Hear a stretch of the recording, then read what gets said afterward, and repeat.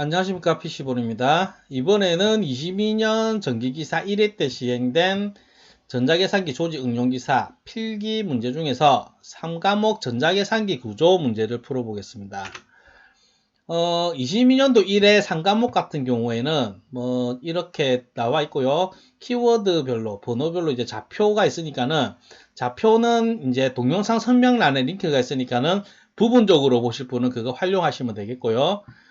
전반적으로 난이도는 조금 평이하다고 해야 되나? 어려운 건 어렵고 쉬운 건 쉽고 쉬운 문제가 좀 더 많은 것 같기도 하고, 어쨌든 전체적으로는 평이해요. 평이하고 문제의 완성도가 좀 좋은 문제도 있고 조금 완성도가 떨어지는 좀 안 좋은 문제도 있고 그렇습니다.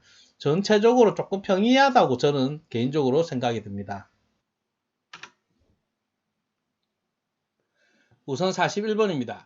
41번은 좋은 문제는 아닙니다. 이게 왜 굳이 이렇게 문제를 꼭 만들어야 되나 싶을 정도로 왜 이런 걸 문제로 냈지? 이런 생각이 저는 들었고요. 대부분 이제 일반적으로 이 문제를 풀었던 사람들은 뭐 정확히 알고 풀었다기보다는 문제 봤을 때, 보기 봤을 때 이게 다 익은 것 같다라고 이제 대부분 이렇게 정답을 찍을 수 있는 문제예요.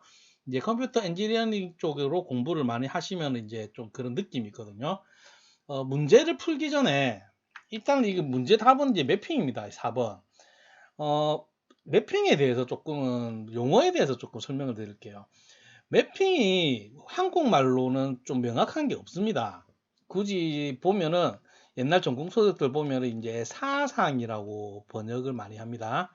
사상이라고 번역을 많이 하고 얘의 뜻을 굳이 정의를 하자고 하면은 컴퓨터 공학에서 컴퓨터 엔지니어링에서 사상은 어떤 값에서 어떤 값을 다른 어떤 값으로 대응시키는 것, 이것을 이제 사상이라고 하는데, 이게 이제 이런 정의로는 깔끔하게 설명이 안 되고요. 매핑이라는 말이 좀 딱 떨어지는 한국말이 없습니다. 우선은 맵이라는 게 이제 지도지요. 이제 초등학교, 중학교 수준에서의 보면은 이제 지도인데, 우리가 이제 지도를 보면은 이렇게 정말 지도가 막 뭐 있겠지요. 이거를 이제 사람이 보고 실제의 현실 세계에서의 길을 찾아가잖아요. 이게 이제 현실 세계.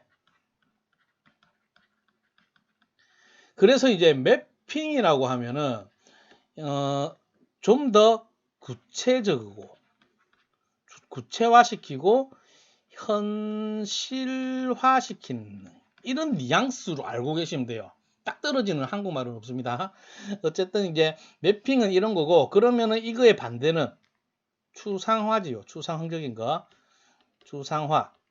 구체적인 거의 반대가 추상하고 추상화의 반대가 구체화니까는 딱 이게 떨어지는 건 아닌데 보통 이런 거다. 이렇게 알고 계시면 됩니다. 그리고 이제 매핑 같은 경우에는 컴퓨터 공부를 하시다 보면 여러 군데서 등장하지요. 특히나 이제 조직 응용 기사에서는 이제 논리회로 부분에서 카르노맵에서 이제 매핑한다 이러면 이제 카르노맵 그리는 걸 말하죠. 그 다음에 또 등장하는 데가 컴퓨터 구조에서 이제 가상 메모리, 버추얼 메모리, 가상 메모리 주소를 뭘로? 실제 주소 메모리로, 실제 주소로 변경하는 과정, 이것도 이제 매핑이라고 합니다. 그러면 이제 매핑 여기저기서 많이 듣기 때문에 조금은 이제 감각적으로 매핑이 어떤 거다라는 감이 오셨을 거예요. 그래서 그런 감으로 푸시면 돼요. 그러면 이제 문제를 볼게요. 매핑이 대충 어떤 뉘앙스다라는 걸 알고 1011인 매크로 동작을 01011001 마이크로 명령어, 마이크로 인스트럭션 명령어가 아니라 마이크로 명령어 주소가 핵심이죠.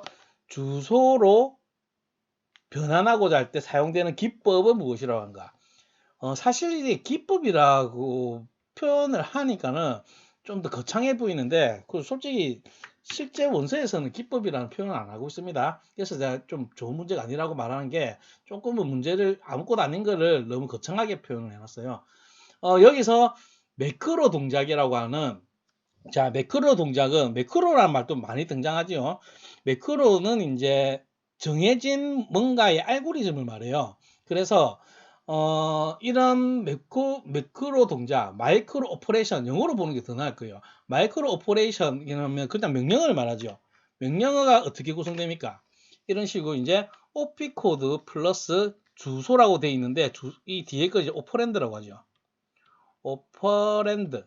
주소가 될 수도 있고 혹은 값이 될 수도 있습니다. 뒤에 그 오퍼랜드는 주소 아니면은 계정산에 실질적으로 저장할 사용할 값이 올 수도 있고 값이 들어있는 주소일 수도 있고 어쨌든 이제 OP 코드는 말 그대로 이게 이제 매크로 동작이야. 이게 이제 OP 코드입니다. OP 코드. OP 코드고 예를 들면은 OP 코드에는 만약에 뭐 더한다 하면은 뭐 add 이런 식으로 이런 명령어 그 다음에 뭐 곱한다 하면은 mul 이런 식으로 있죠. 이런 명령어예요. OP 코드. 얘를 이제 마이크로 명령어 주소로 변환을 한다. 이 말은 뭐냐면은 만약에 이제 add다 이제 덧셈을 해야 되는 연산이다 하면은 실제로 이제 메모리에 명령어가 add를 수행하는 명령어가 이제 저장되어 있는 곳으로 이게 이제 분기를 합니다. 이렇게 분기를 하는데 이 저장된 곳으로 가야 되겠죠. 그럼 여기 주소를 어떻게 산출하냐? 이 주소가 지금 이 OP 코드 이진수로 표현하면 이제 이 1011이 뭔지는 모르지만은 얘가 의미 없이 정하진 않았다는 거예요. 설계자가 이걸로 이제 그 주소를 산출을 합니다. 그래서 이제 실제로 이제 만약에 add라고 가정을 했을 때 이거를 이 명령어가 수행할 동작이 저장되어 있는 곳의 주소는 얘입니다. 얘. 이게 이제 마이크로 인스트럭션 어드레스 여기서 문제에서 말하는 마이크로 명령어 주소지요. 이거를 어떻게 산출을 하냐? 보통 여기서 보면은 이제 예시가 되어 있죠. 이게 어떻게 되어 있냐면은 0101100 해서 앞에 0 뒤에 00 이거를 붙여 가지고 이렇게 실제 주소가 아니고 이 명령어에 해당되는 동작이 저장되어 있는 곳의 메모리 주소를 산출을 이런 식으로 합니다. 이런 과정이 바로 매핑입니다. 매핑. 이렇게 변경하는 과정이 이제 매핑이 되겠고요. 그 다음에 여기서 끼워 넣는 이 비트들, 이런 것들을 이제 매핑 비트라고 불러요. 매핑 비트라고 부르는데 지금 그래서 이제 이게 기법이라고 거창하게 얘기를 하는데 어쨌든 그래서 답은 이제 4번 매핑이 됩니다. 그 다음에 나머지 보기들에 보면은 좀 알 필요는 있어요. 다 좀 중요한 것들이라서. 1번은 마지막에 설명할게요. 제일 어려운 거라서. 타임 쉐어링은 이제 시분할이죠. 시분할. 이제 그 멀티 프로세싱, 이제 그 병렬 처리에서 여러 가지 프로세서가 있으면은 이거 했다가 시간을 분할해가지고 그 병렬 처리를 하는 이런 게 이제 타임 쉐어링 시분할이 되겠고요. 그러니까 41번 문제랑은 전혀 상관없지요. 그 다음에 멀티 프로그래밍. 이제 멀티 프로세싱하고는 좀 다릅니다. 멀티 프로세싱은 동시에 프로세서들 여러 개를 이제 처리를 하는 걸 말하고 멀티 프로그래밍은 프로세서를 처리를 하는데 중간에 이제 대기 기간이 생긴다든지 이제 데드락에 빠진다든지 그럴 경우에 지금 이 자원이 다른 프로세서로 접근이 가능하다는 거예요. 다른 걸 또 처리할 수 있는 것. 이런 걸 이제 멀티 프로그래밍합니다. 어쨌든 이 또한 그 문제랑은 상관없는 용어이기도 하고요. 그 다음에 이제 캐리 룩 어헤드 같은 경우에는 덧셈기에서 등장하는 건데 우선은 이제 캐리 룩 어헤드하고 상반되는 걸 먼저 설명하는 게 나을 것 같아요. 이것과 캐리 룩 어헤드와 상반되는 것은 이제 리플이 있고 예를 들면 리플 애더 리플 덧셈기가 되죠. 리플 덧셈기는 뭐냐면은 그 전에 리플이라는 단어를 알아야 되는데 리플은 이제 만약에 기본적인 뜻은 이제 물결 뭐 이런 뜻이에요. 물결. 예를 들어서 물에 돌을 탕 던졌을 때 물결이 샤샤샤샤 이런 식으로 이렇게 퍼져 나가잖아요. 이런 게 이제 리플입니다. 그래서 이제 리플이라는 것을 우리가 논리 회로에서 어디서 보냐면은 리플 카운터 PPL 리플 10진 리플 카운터. 이제 필답형에서는 되게 어려운 난이도의 문제가 나오면은 이제 10진 리플 카운터인데, 얘 같은 경우에는 이제 리플이 붙으면 뭐냐면요, 플립플롭들이 이래 있으면은 플립플롭들이 하나 둘 셋 네 개만 있다고 치고, 네 개만 치고 리플 같은 경우에는 이제 클럭이 하나만 들어가요. 클럭이 여기에 들어가고, 얘의 결과가 그 다른 플립플롭에 영향을 미칩니다.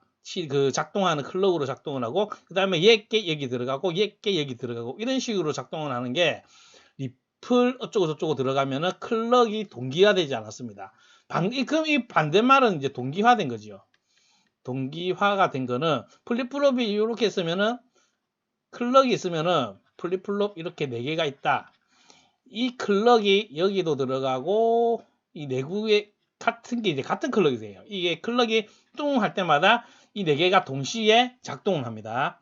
이런 게 이제 리플 붙으면은, 리플이 동기화면은, 논리회로에서 동기는 이제 클럭을 클럭을 같이 사용하는 거고, 리플이 붙으면은 이런 식으로 다른 플립플롭에서 이제 신호를 받았을 때를 말하고, 말이 조금 딴 데로 갔는데 이게 잘 등장하니까는 스필탑형에서 리플 애더 같은 경우에는 이제 풀 애더 이렇게 있죠.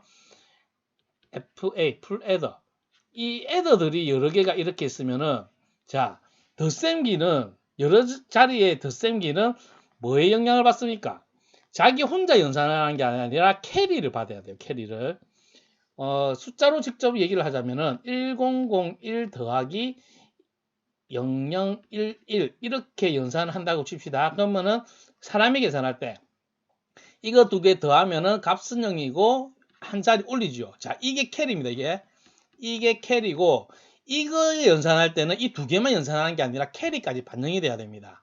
캐리까지 반영이 돼서 이런 식으로 하는데, 지금 이거를 이제 논리 회로로 구현을 했을 때 풀레더들이 이렇게 여러 개가 있고, 얘가 계산될 때는 얘의 캐리가 반영이 돼야 돼요. 이런 식으로. 이게 이제 리플 애드입니다. 그러면은 여기서 나오는 캐리 룩 어헤드 애드는 뭐냐? 여기서 발생할 캐리를 예측합니다. 캐리를 예측을 해서 지금 이렇게 리플 애더처럼 이렇게 뚱뚱뚱 하면은 이제 좀 지연이 있겠지요. 그래서 이제 이거는 이제 캐리를 예측해서 동시에 처리가 되기 때문에, 한 번에 캐리 룩 어헤드 방식은 고속 연산에 사용이 됩니다. 고속입니다. 회로가 굉장히 복잡해집니다. 대신에.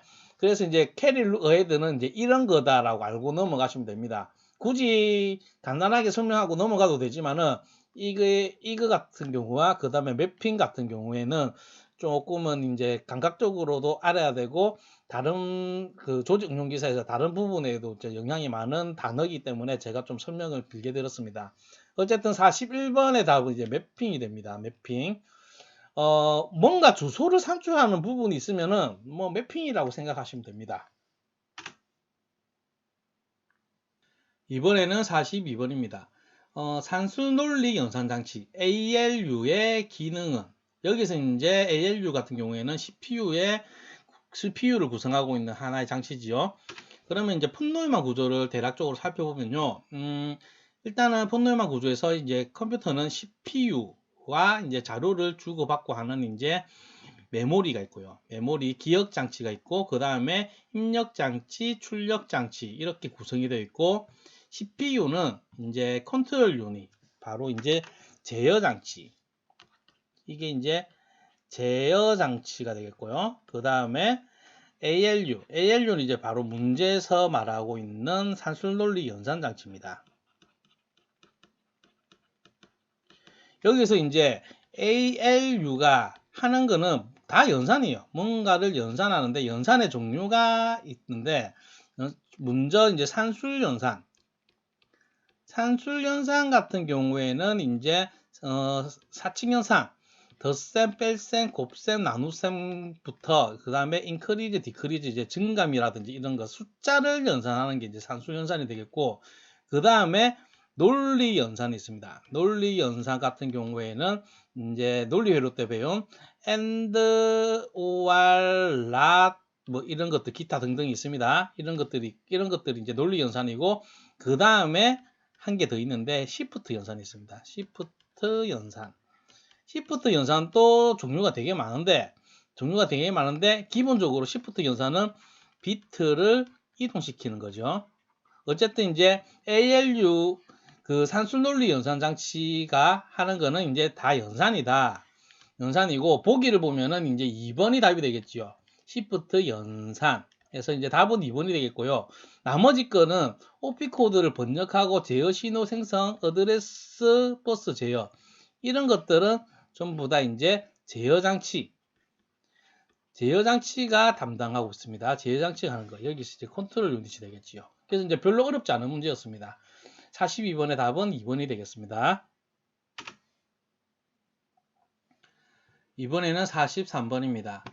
고속의 입출력 장치 사용되는 데이터 전송 방식은 컴퓨터 구조에서 입출력 장치, 조직 운용 기사에서는 대략적으로 전체를 개간할 수 있으면 웬만한 문제는 다 봅니다.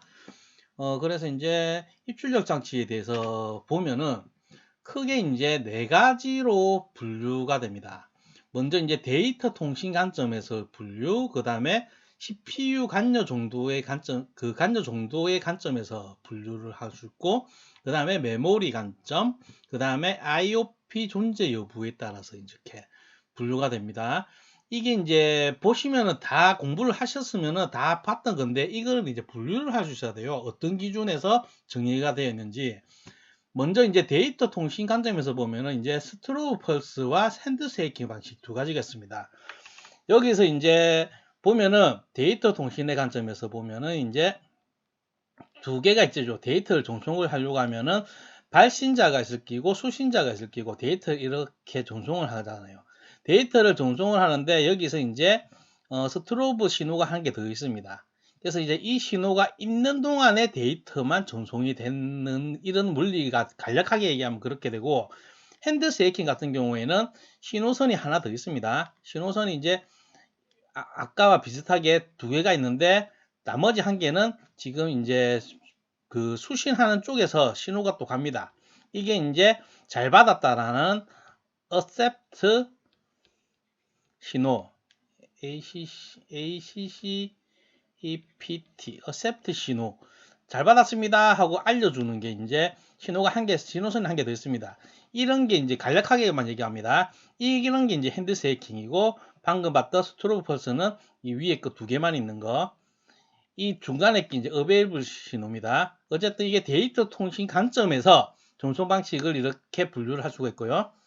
그 다음에 이제 외부 장치와 통신하는 데 있어서 CPU가 어느 정도로 관여를 하느냐에 따라서 이렇게 3가지로 분류가 되는데요. 프로그램된 I/O, 프로그램이 되어 있으니까는 CPU가 전부 다 간장합니다.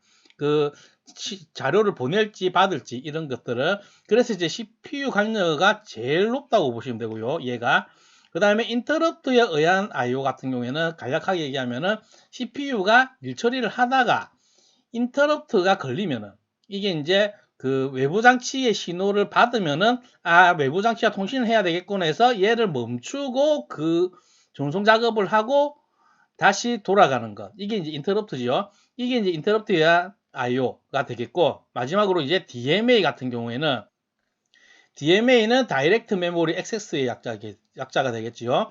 얘 같은 경우에는 이제 DMA 컨트롤러라는 게 있어가지고, 이 컨트롤러가 데이터 입출력을 간장을 합니다. 간장을 하는데 CPU가 전혀 관여가 없는 게 아니라 CPU한테 허락을 받습니다. 데이터 줄까요? 데이터 받을까요? 주고 나서 얘가 이제 전송을 시킵니다. 이게 이제 DMA입니다.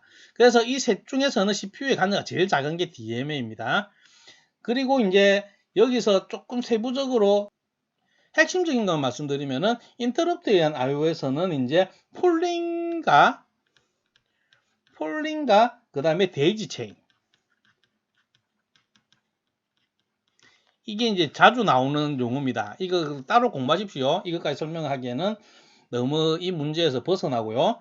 그 다음에 이제 메모리 관점에서 메모리 관점에서는 이제 메모리 맵드 IO와 이제 아이솔레이트 IO, 뭐 번역은 이제 뭐 격리형 IO, 고립된 IO, 뭐 격리형으로 많이 번역이 되고 있어요.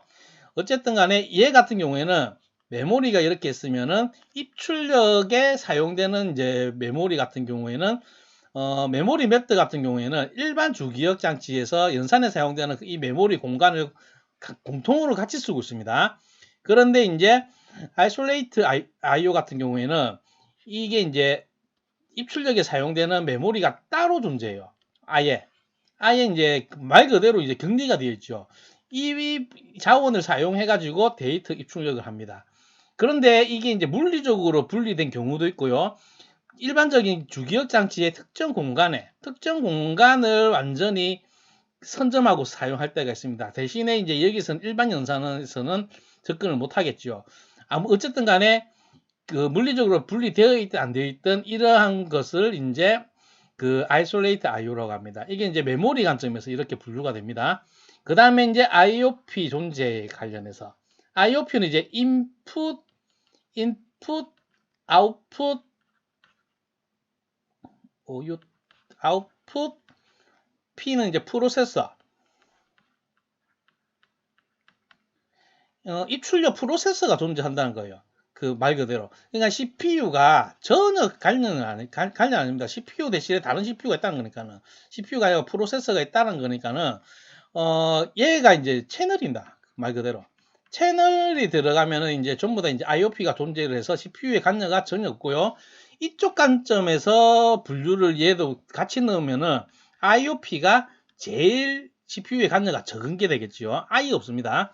어쨌든 이제 이런 채널 같은 경우에는 이렇게 멀티플렉스 채널, 선택기 채널, 블록 멀티플렉스 채널 이렇게 세 가지가 보통 다루고 있고 멀티플렉서는 자 보통 보면은 좀 조용량의 전송이 이루어지는 키보드, 마우스 이런 것들 여러 가지를 전송을 할 수가 있습니다. 여러 개를 돌아가면서 이렇게 이게 이제 멀티플렉스 채널이고요. 그 다음에 선택기 채널, 셀렉터 채널이라고 하고 영어로 선택기 채널 같은 경우에는 여러 개 중에서 한 개를 딱 고르면은 이쪽으로 막 고속으로 전송이 됩니다. 한 놈만 팬다 뭐 이런 뉘앙스입니다. 그래서 선택을 해서 하나만 고속으로 전송을 하는 게 이제 선택기 채널이 되고 블록 멀티플렉서 채널은 이 두 가지를 합쳐 놓은 겁니다. 두 개. 여러 개가 엮여 있는데 이 중에서 한 개 골라 가지고 고속으로 막 전송을 하는데 이 단위가 이제 블록 단위입니다. 블록 단위는 뭐 몇 바이트 이렇게 정해진 게 아닙니다. 시즈타임에 이제 정해진 양만큼입니다. 어쨌든 간에 그게 중요한 게 아니고 대략적으로 보면은 멀티플렉서 채널과 선택기 채널의 장점을 합쳐 놓은 게 블록 멀티플렉서 채널이라고 하시면 됩니다. 그러면 문제로 돌아와서 고속의 입출력 장치니까는 답은 나왔죠. 바로 3번 셀렉터 채널이 되겠고 여기서는 이제 IO 채널과 데이터 채널 같은 경우에는 용어 자체가 굉장히 포괄적입니다. 이 전체를 다 아우르는 말들입니다. 이 둘 다. 그 다음에 이제 멀티플렉서, 뭐 채널이라는 말도 없으니까 이건 그냥 논리로 해서 멀티플렉서를 얘기하면 돼요. 아무 상관이 없는 용어고. 어쨌든 이렇게 해서 답은 3번이 되겠습니다. 이렇게 입출력 장치는 얘네들을 본인이 이렇게 분류를 할 수 있어야 돼요. 이렇게 방금 내가 얘기했듯이 대략적으로 이게 이런 거다라고 본인이 이제 생각을 해내면서 다 적을 수 있으면은 이렇게 외부 장치 관련해서는 문제를 필답형까지도 거진 다 풀 수가 있습니다. 이번에는 44번입니다. 명령어 인출 단계, 패치 사이클, 인출 단계에 관여하지 않는 레지스터는 이 문제 같은 경우에는 CPU에 이제 네 가지 상태 변환이 있죠. 그게 이제 메이저 스테이트라고 하는데 그 메이저 스테이트를 대략적으로 이해를 하고 있고 보기에서 나오는 이 기본적인 레지스터들의 기능을 알고 있으면은 어렵지 않게 풀 수가 있습니다. 우선은 이제 메이저 스테이트를 한번 살펴보면요. 이렇게 네 가지의 상태 변화가 있는데 하나씩 먼저 대략적으로 살펴보면은 패치 단계는 이제 인출 단계, 문제에서 언급하고 있는 거죠. 인출 단계라고 번역이 되고 있고, 인출 단계는 주기억 장치에서 명령어를 이렇게 가져오는 과정을 말합니다. 이게 이제 패치 단계가 되고, 그 다음에 인다이렉트 단계는 번역이 이제 간접 단계라고 번역이 많이 되고 있어요. 간접 단계. 간접 단계 같은 경우에는 패치 단계에서 명령어를 가져왔는데 명령어가 그러면은 OP 코드와 오퍼랜드가 이렇게 구성이 되어 있잖아요. 오퍼랜드 부분이 이게 이제 직접 주소가 아니고 간접 주소일 때, 간접 주소일 때면 명령어를 실행시키려고 하면은 이제 간접 주소에서 직접 주소를 산출해야 되기 때문에 그 과정을 거치는 단계가 여기 나오는 인다이렉트 단계입니다.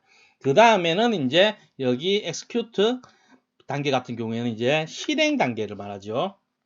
여기는 이제 실행 단계를 말하고 여기서는 이제 패치에서 이제 이때 이제 바로 직접 주소면은 바로 이제 실행 단계로 넘어오고 아니면은 인다이렉트를 걸쳐서 이렇게 실행 단계로 넘어오는 경우도 있고 어쨌든 간에 실행 단계는 말 그대로 그 명령어를 동작을 이제 실행을 하게 되고 그 다음에 이제 인터럽트 단계가 있죠. 인터럽트 단계 같은 경우에는 인터럽트가 발생했을 때 실행이 되는 단계입니다. 그래서 이제 이게 생략이 될 수도 있고요. 인터럽트가 있을 때만 이렇게 되는 겁니다. 그러면은 이번에는 이제 살펴볼 게 여기 보기에서 나오는 레지스터들만 좀 살펴보면요. 기본적인 레지스터는 대략적으로 알고 있어야 됩니다. PC 같은 경우에는 이제 프로그램 카운터 약자지요. 프로그램 카운터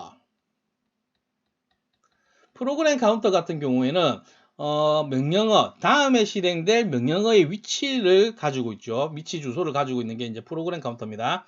그 다음에 MBR 같은 경우에는 메모리 버퍼 레지스터의 약자고요. 메모리 버퍼 레지스터 이제 정송할 데이터를 담고 있습니다. 데이터를 담고 있는 레지스터가 되겠고, 그 다음에 MAR 같은 경우에는 메모리 어드레스 레지스터. 이거는 이제 주소를 갖고 있습니다. 주소. 이제 값을 이제 어디에 넣을 주소라든지 그 다음에 실행될 주소라든지 어쨌든지 간에 주소를 담고 있는 레지스터가 MAR이 되겠고 AC는 이제 누상기죠. 그 계산 결과 값을 갖고 있습니다. 누상기는 이렇게 있는데 지금 이 정도만 알고도 지금 풀려고 하면은 인출 단계. 자, 인출 단계에서 지금 인출 단계는 주기억 장치에서 명령어를 이렇게 가지고 오는 단계를 말하잖아요. 가져오는데 굳이 인출 단계가 아니더라도 여기서 지금 이 보기에서 PC 프로그램 카운터와 MBR과 MAR은 CPU의 이제 모든 메이저 스테이트 이 네 가지 모두도 마찬가지고 그 외에 대부분의 그 동작에서 전부 관여를 합니다. 데이터를 이렇게 항상 보내고 저장하고 뭐 이래야 되기 때문에 MBR과 MAR은 항상 거론이 되고 있고요. 프로그램 카운터는 프로그램에 이제 실행할 위치를 담고 있으니까는 당연히 거짓 모든 명령어에서 사용이 되고 있기 때문에 이것만 알아도 이제 4번을 찍을 수가 있고요. 인출 단계에서 계산은 없습니다. 그리고 누상기 같은 경우에는 이 네 단계에서 전혀 사용이 안 됩니다. 그래서 답은 4번이라고 이렇게 맞출 수가 있습니다. 그러면은 여기서 이제 메이저 스테이트에 대해서 조금만 더 자세하게 볼게요. 필기에서는 이 정도까지는 알 필요가 없을 것 같지만은 필답변까지 공부하실 거니까는 그래도 한번 보고 가겠습니다. 간략하게.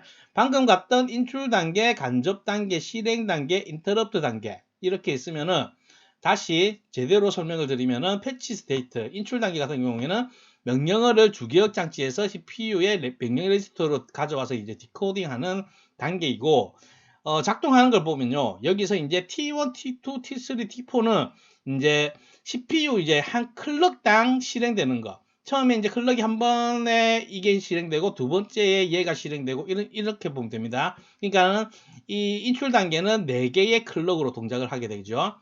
먼저 이제 T1에서는 MAR에다가 뭘 넣냐?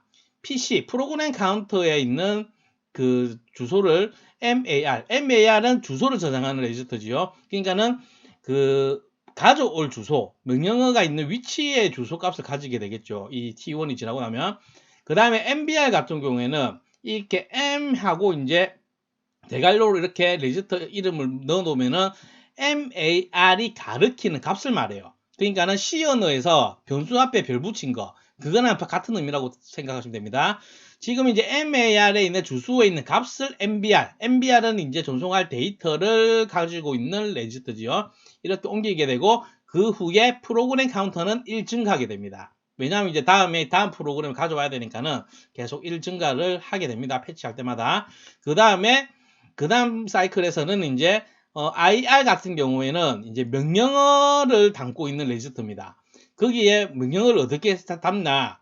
지금 MBR에 보면은 MAR에 가리켜 있는 값, 그러니까는 이제 패치를 하는 그 인출을 하는 명령어가 지금 MBR에 담겨지요. 그 중에서 명령어라고 하면은 기본적으로 OP 코드와 오퍼랜드가 있겠죠. OP 코드의 내용을 IR 명령어 레지스터에 가져오게 되고, 예를 들면은 뭐 ADD라든지 뭐 이런 거 덧셈이라면은 이런 명령어를 가져오게 되고, 뒤에 오퍼랜드 부분은 이렇게 I라는 레지스터에 저장이 됩니다. 뒷부분은 여기, 앞부분 OP 코드는 여기 이렇게 저장을 하게 됩니다. 그 다음에 T4, 그 다음 사이클에서는 F를 1로 만들든가, 5월 R은 1로 만들든가, 이런 있습니다. 이거는 어떤 경우냐면은, F가 1일 때는 이제 바로 실행을 하게 되고요. 그 다음에 R이 1일 때는, 이게 이제 지금 여기서 MBR에 가져온 이 주소가 이제 직접 주소가 아니라 간접 주소이기 때문에 간접 단계를 거쳐서 직접 주소를 산출해야 되기 때문에 이 상태로 옮기게 됩니다. 이게 이제 이거 아니면 이거는 이제 이 i의 값에 i 레지스터의 값이 어떠냐에 따라서 그 다음에 간접 단계로 넘어갈지 실행 단계로 넘어갈지 결정이 나는 겁니다. 이렇게 패치 단계가 지나가고 그 다음에 간접 단계 같은 경우에는 패치 단계에서 해석된 명령의 주소부가 간접 주소인 경우에 수행되는 거고요. 얘 같은 경우에는 첫 번째 사이클에서 이제 MBRAD는 이제 방금 패치 단계에서 MBR에 있는 거는 어드레스가 되겠죠. 지금 여기에 이게 이제 그 직접 주소가 아니라 간접 주소이기 때문에 이거의 값이 MBR 대괄호 값이라고 했죠. 이거의 값을 MAR에 넣습니다. 얘가 이제 실제 주소가 저장되어 있으니 값이 주소니까는 포인트를 떠올리세요. 그러니까 MAR에 주소를 넣고 그러면은 이 주소에 있는 값이 바로 데이터가 되겠죠. 처리해야 될. 이거를 MBR로 옮깁니다. 그 다음에 사이클에서는 아무 동작이 없고, 그 다음에 T4에서는 아까 전에 간접 단계, 인출 단계에서 간접 주소라서 R을 1로 만드는데 이걸 다시 제로로 만들어주고, F는 1로 만들어줍니다. 이 OR 없습니다. 이거는 무조건 이렇게 돼서 F가 1이면 그 다음에 바로 실행 단계가 되고요. 실행 단계는 디코딩된 명령을 실행하는 단계가 되겠고, 이거는 이제 뭐 덧셈, 뺄셈, 곱셈, 나눗셈이든 무슨 명령이든 간에 그 명령에 따른 작동을 하게 되겠죠. 그 다음에 마지막으로 인터럽트 단계 같은 경우에는 인터럽트 발생 시 복귀 주소를 PC에 저장시키고 인터럽트 처리 프로그램을 실행합니다. 이 동작은 이 말에 다 담겨 있습니다. 그러니까는 프로그램 카운터 PC의 내용을 MAR 여기다가 이제 저장을 하는 이유, 어드레스에다가 이렇게 넣어 놓는 이유는 나중에 복귀할 주소를 담아 놓는 겁니다. 이렇게 담아 놓고 프로그램 카운터는 제로로 만듭니다. 이 이유는 왜 0으로 만드냐면은 메모리가 이렇게 있으면 여기가 만약에 주소가 0이라 치자. 근데 이렇게 프로그램 실행시키다가 이제 인터럽트가 걸리지요. 인터럽트 상태에 빠지게 되면은 지금 인터럽트가 발생했을 때 실행해야 될 명령어들은 대부분 이제 0번 주소 여기에 있습니다. 그래서 이제 그 다음 명령을 1로 분기를 시키기 위한 작업이에요. 이게 T1 이 부분이. 그 다음에 프로그램 카운터는 이제 제로가 되었죠. 제로가 된 거를 이제 어드레스에 넣으니까는 이제 분기가 되는 겁니다. 그 다음에 프로그램 카운터는 1 증가시켜서 이제 분기돼서 여기서 차례대로 내려가게 되고, 그 다음에 MBR을 이렇게 메모리에 옮기고, IN은 제로. IN은 이제 인터럽트 이네이블 신호입니다. 이게 이제 인터럽트 단계에 넘어오려고 하면은 인터럽트가 발생했다는 거고, 인터럽트가 발생하면은 이 IN 레지스터는 이제 1이 됩니다. 그 1이 된 것을 0으로 다시 바꿔주고, F는 0, R은 0으로 해서 다시 패치 단계로 돌아가는 과정을 말합니다. 그냥 이제 이걸 외우는 게 아니라요. 어떻게 돌아가는지 그냥 이렇게 이해하고 넘어가시면 됩니다. 그래서 필기에서는 이거를 알 필요는 없고요. 그래도 필답형에서는 고득점을 받고 싶으면 혹시나 그렇게 하면 이제 알 필요는 있습니다. 어쨌든 이렇게 메리트 스테이트에 대해서 이제 자세히 설명했고요. 이까지 몰라도 이 문제는 풀 수가 있습니다. 이번에는 45번입니다. 병렬 처리의 문제점이 아닌 것은 하는데 이 문제도 좀 좋은 문제는 아닙니다.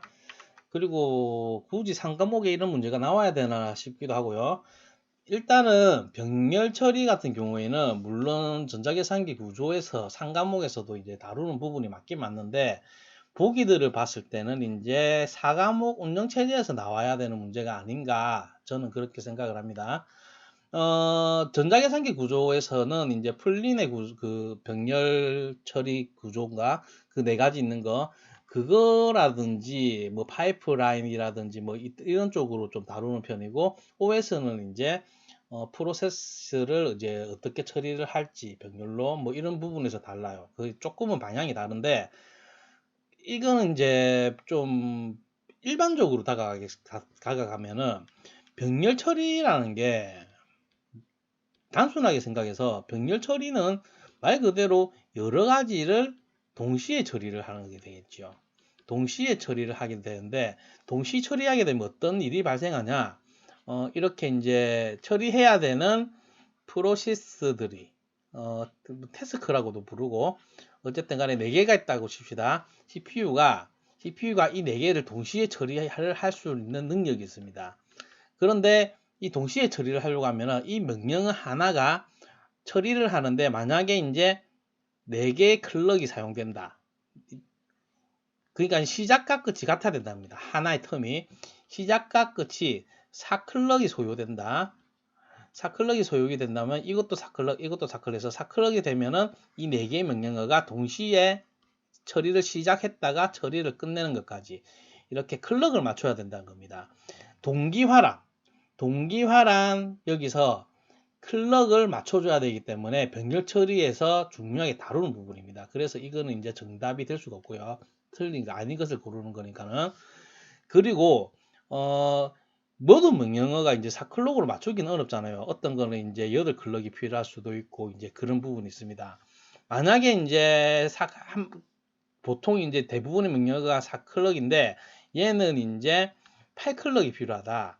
또 0, 2, 3, 4, 5, 6, 7, 8, 8클럭이 필요하다 하면은 얘를 이제 어느 정도 실행을 시키고 얘네들은 종료시키고 그 다음 명령어를 실행을 시켜주면서 그 다음에 이게 남은 작업을 처리를 해줘야 돼요. 이렇게 해서 이제 하나의 태스크를 분할을 해야 됩니다. 이게 이제 분할의 문제가 고민을 많이 해야 됩니다. 병렬 처리 시스템을 이제 설계할 때.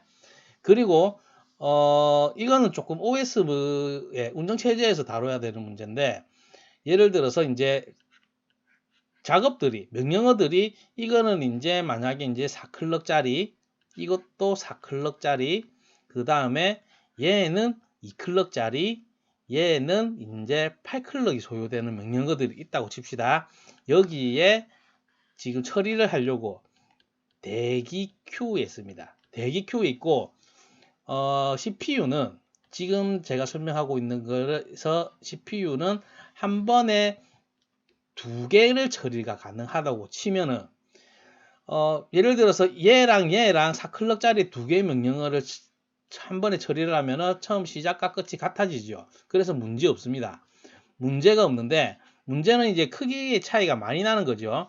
하나는 2클럭짜리가 이렇게 처리가 되고 그 다음에 이제 이 CPU가 코어가 2개일 때입니다. 하나는 이제 8클럭짜리가 소요된다고 그 대기 큐에 있고 이게 동시에 실행이 된다 하면은 자 여기서 2클럭 동안 하면서 지금 이 작업 같은 경우에는 이제 끝이 났지요.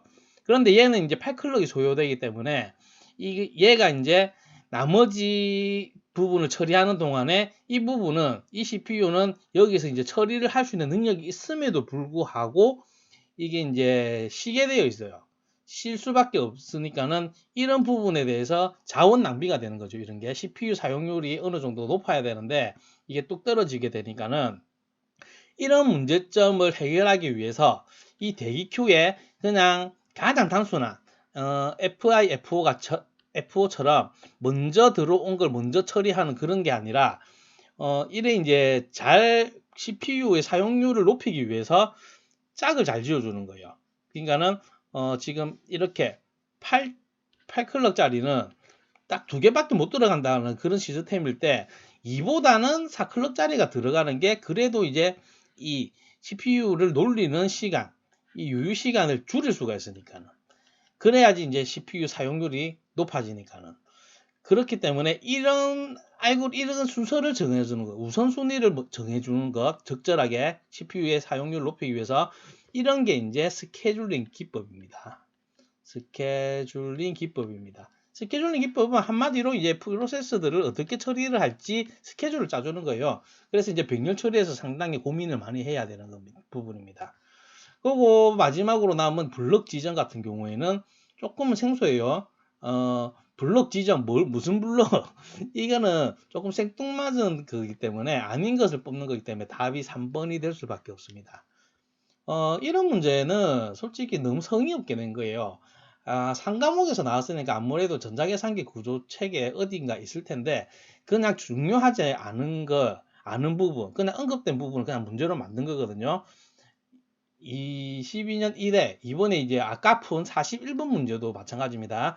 매핑이라는 단어를 문제로 만들었는데 이 부분 또 실제로 그 부분은 내가 그 서적을 찾아서 봤습니다. 그 내용 있는데 전혀 그게 중요한 부분이 아닌데 그냥 문제로 만든 부분이고 이 문제도 아마 그런 식으로 만들어진 것 같아요. 어쨌든 지금 답은 3번이고요. 병렬 처리가 어떤 거냐 이렇게 좀 일반적인 관점에서 접근을 하면은 답을 어렵지 않게 선택할 수 있습니다. 이번에는 46번입니다. CPU가 어떤 명령과 다음 명령을 수행하는 사이를 이용해서, 그러니까 명령과 명령 사이를 이용해서 하나의 데이터 워드를 직접 전송하는 DMA 방식을 무엇이라고 하는가? 여기서 이제 DMA 방식 같은 경우에는 아까 전에 43번이었나? 거기서 이제 외부 장치 관련해 가지고 분류를 할 때 CPU의 CPU 간여에 따라서 제가 분류를 한 데서에 포함된 게 DMA입니다. DMA고 그 외에 이제 프로그램된 IO, 그 다음에 인터럽트 IO 뭐 이렇게 2개가 더 있었고 여기서는 DMA 이 셋 중에서는 이제 CPU 간여가 제일 작지요.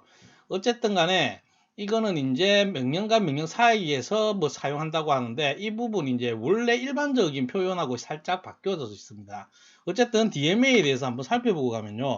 DMA는 이제 다이렉트 메모리 액세스의 약자고요. 직접 메모리 접근 2가지밖에 없습니다. DMA의 그 하나는요. 뭐 버스트 트랜스퍼 그러니까 DMA 대량 전송 방법과 사이클 스틸링이 있습니다. 이거 사이클 스틸링 같은 경우에는 굉장히 자주 나오는 거기 때문에 반드시 알아둬야 되고요. 어쨌든 이 2가지가 있는데 먼저 버스트 트랜스퍼 대량 전송 방법은 DMA 제어기가 메모리 버스를 제어하고 있는 동안에 여러 개의 메모리 워드로 구성된 블럭이 지속적으로 전송된다.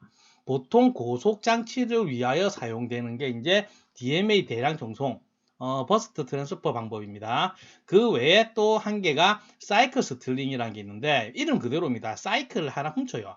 읽어보면은 DMA 제어기가 한 번에 한 데이터 워드를 전송하고 버스의 제어를 이제 CPU에게 돌려준다. 따라서 CPU는 DMA 전송을 위해 자신의 동작에 대한 지연이 거의 없고 단지 한 번에 하나의 메모리 사이클을 DMA에게 뺏기게 된다.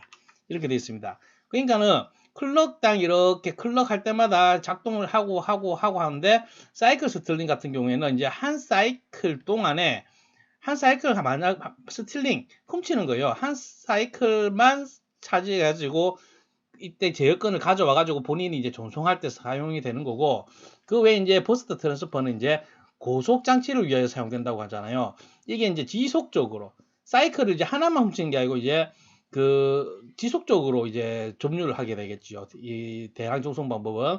어쨌든 이 두 가지가 있습니다. 이 두 가지가 있고, 다시 돌아가서 문제는 굉장히 쉽습니다. 읽어보면은 어떤 명령과 어떤 다음 명령을 수행하는 사이를 이용한다. 이게 이제 사이클을 하나 훔친다는 거예요. 그게서 이제 답은 이제 바로 1번이 되겠죠. 사이클 스텔링이 됐겠고, 이거를 이제 정확하게 모른다 하더라도, 전반적으로 대략적으로 이제 조직응용기사를 공부했으면은 나머지 거는 이제 없는 것들이거든요.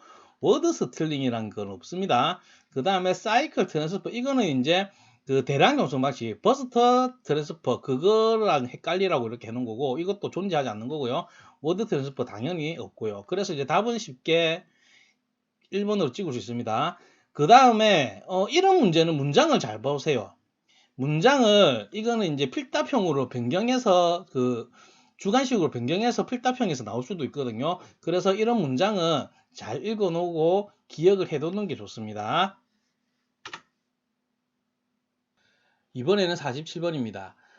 소프트웨어에 의한 인터럽트 처리의 우선순위 체제가 가진 특성으로 가장 거리가 먼 것은, 이 문제가 조금은 좋은 문제는 아닌데, 이게 가장 먼 것은 이라고 해서 답은 산출할 수가 있습니다.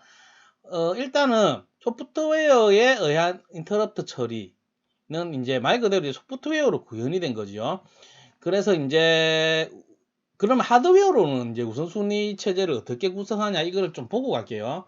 보면 좋습니다. 어쩌다가 필답형에서 한 번씩 나오기 때문에, 이제 하드웨어로는 이제 회로를 이제 이런 식으로 구성이 됩니다. CPU가 여기 있으면은, 지금 이제 디바이스 1, 디바이스 2, 디바이스 3 이렇게 있는데, 이건 이제 인터럽트가 발생했을 때 먼저 처리해야 되는 순위대로 배열이 되어 있어요. 이게 순위가 제일 높고, 얘가 그 다음 순위, 얘가 그 다음 순위, 이렇습니다. 그래서 이제 인터럽트가 발생을 하면은 CPU에 인터럽트가 발생했다고 신호를 주고요. 그럼 CPU는 이렇게 신호를 알았다고 답변을 해줍니다. 답변을 해주는데, 여기서 이제 어떤 인터럽트에 의해서 이제 응답을 했는지에 따라서 이게 받아들여서 디바이스 1에 발생한 거다, 아니면은 이제 다음 걸로 넘어가고 다음 걸로 넘어가고 이런 식이에요. 그리고 1순위에서 이제 이것 때문에 이제 인터럽트가 발생했으면 이걸로 바로 실행을 한 거고, 그 외에 낮은 순위의 거는 낮은 순위의 인터럽트 처리들은 이제 실행이 안 되는 거예요. 이런 식으로 이제 구현을 한 게 이제 하드웨어로 구현한 겁니다. 이런 모양을 한번 봐놓으세요. 한 번씩 나올 수도 있습니다. 그 다음에 47번에서는 이제 소프트웨어에 의한 인터럽트 우선순위인데, 이거는 이제 이런 하드웨어적으로 회로를 구성한 게 아니기 때문에 일단은 경제적이죠. 하드웨어 비용이 안 드니까는 그냥 소프트웨어로 이제 코딩만 해놓으면 되니까는 이제 경제적이고요.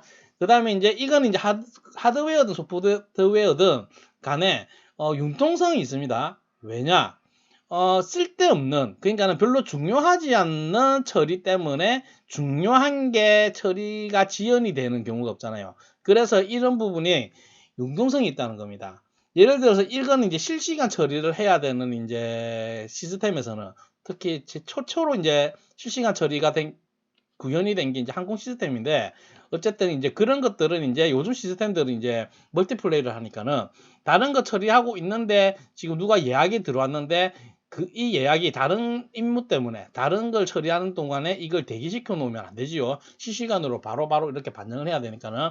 그래서 이제 그런 것들은 이제 우선순위가 중간에 인터럽트를 걸어서 이제 바로 실행을 해주고 뭐 이래야 됩니다. 이런 게 이제 융통성이라고 볼 수가 있고요. 그 다음에 반응 속도가 느리다는, 이건 이제 하드웨어 같은 경우에는 반응 속도가 빠른데, 소프트웨어에 의한 인터럽트 처리 우선순위는 이제 CPU가 조금은 부하가 좀 많습니다. 그래서 이제 반응 속도가 좀 느리다, 이게 이제 단점입니다. 어쨌든 간에 이거는 이제 소프트웨어에 의한 인터럽트 처리에서의 이제 단점이기도 하지만 맞는 말이고요. 정보량이 매우 적은 시스템에 적합하다. 이거는 소프트웨어든 하드웨어든지 간에 정보량이 매우 적은 시스템에서는 우선순위의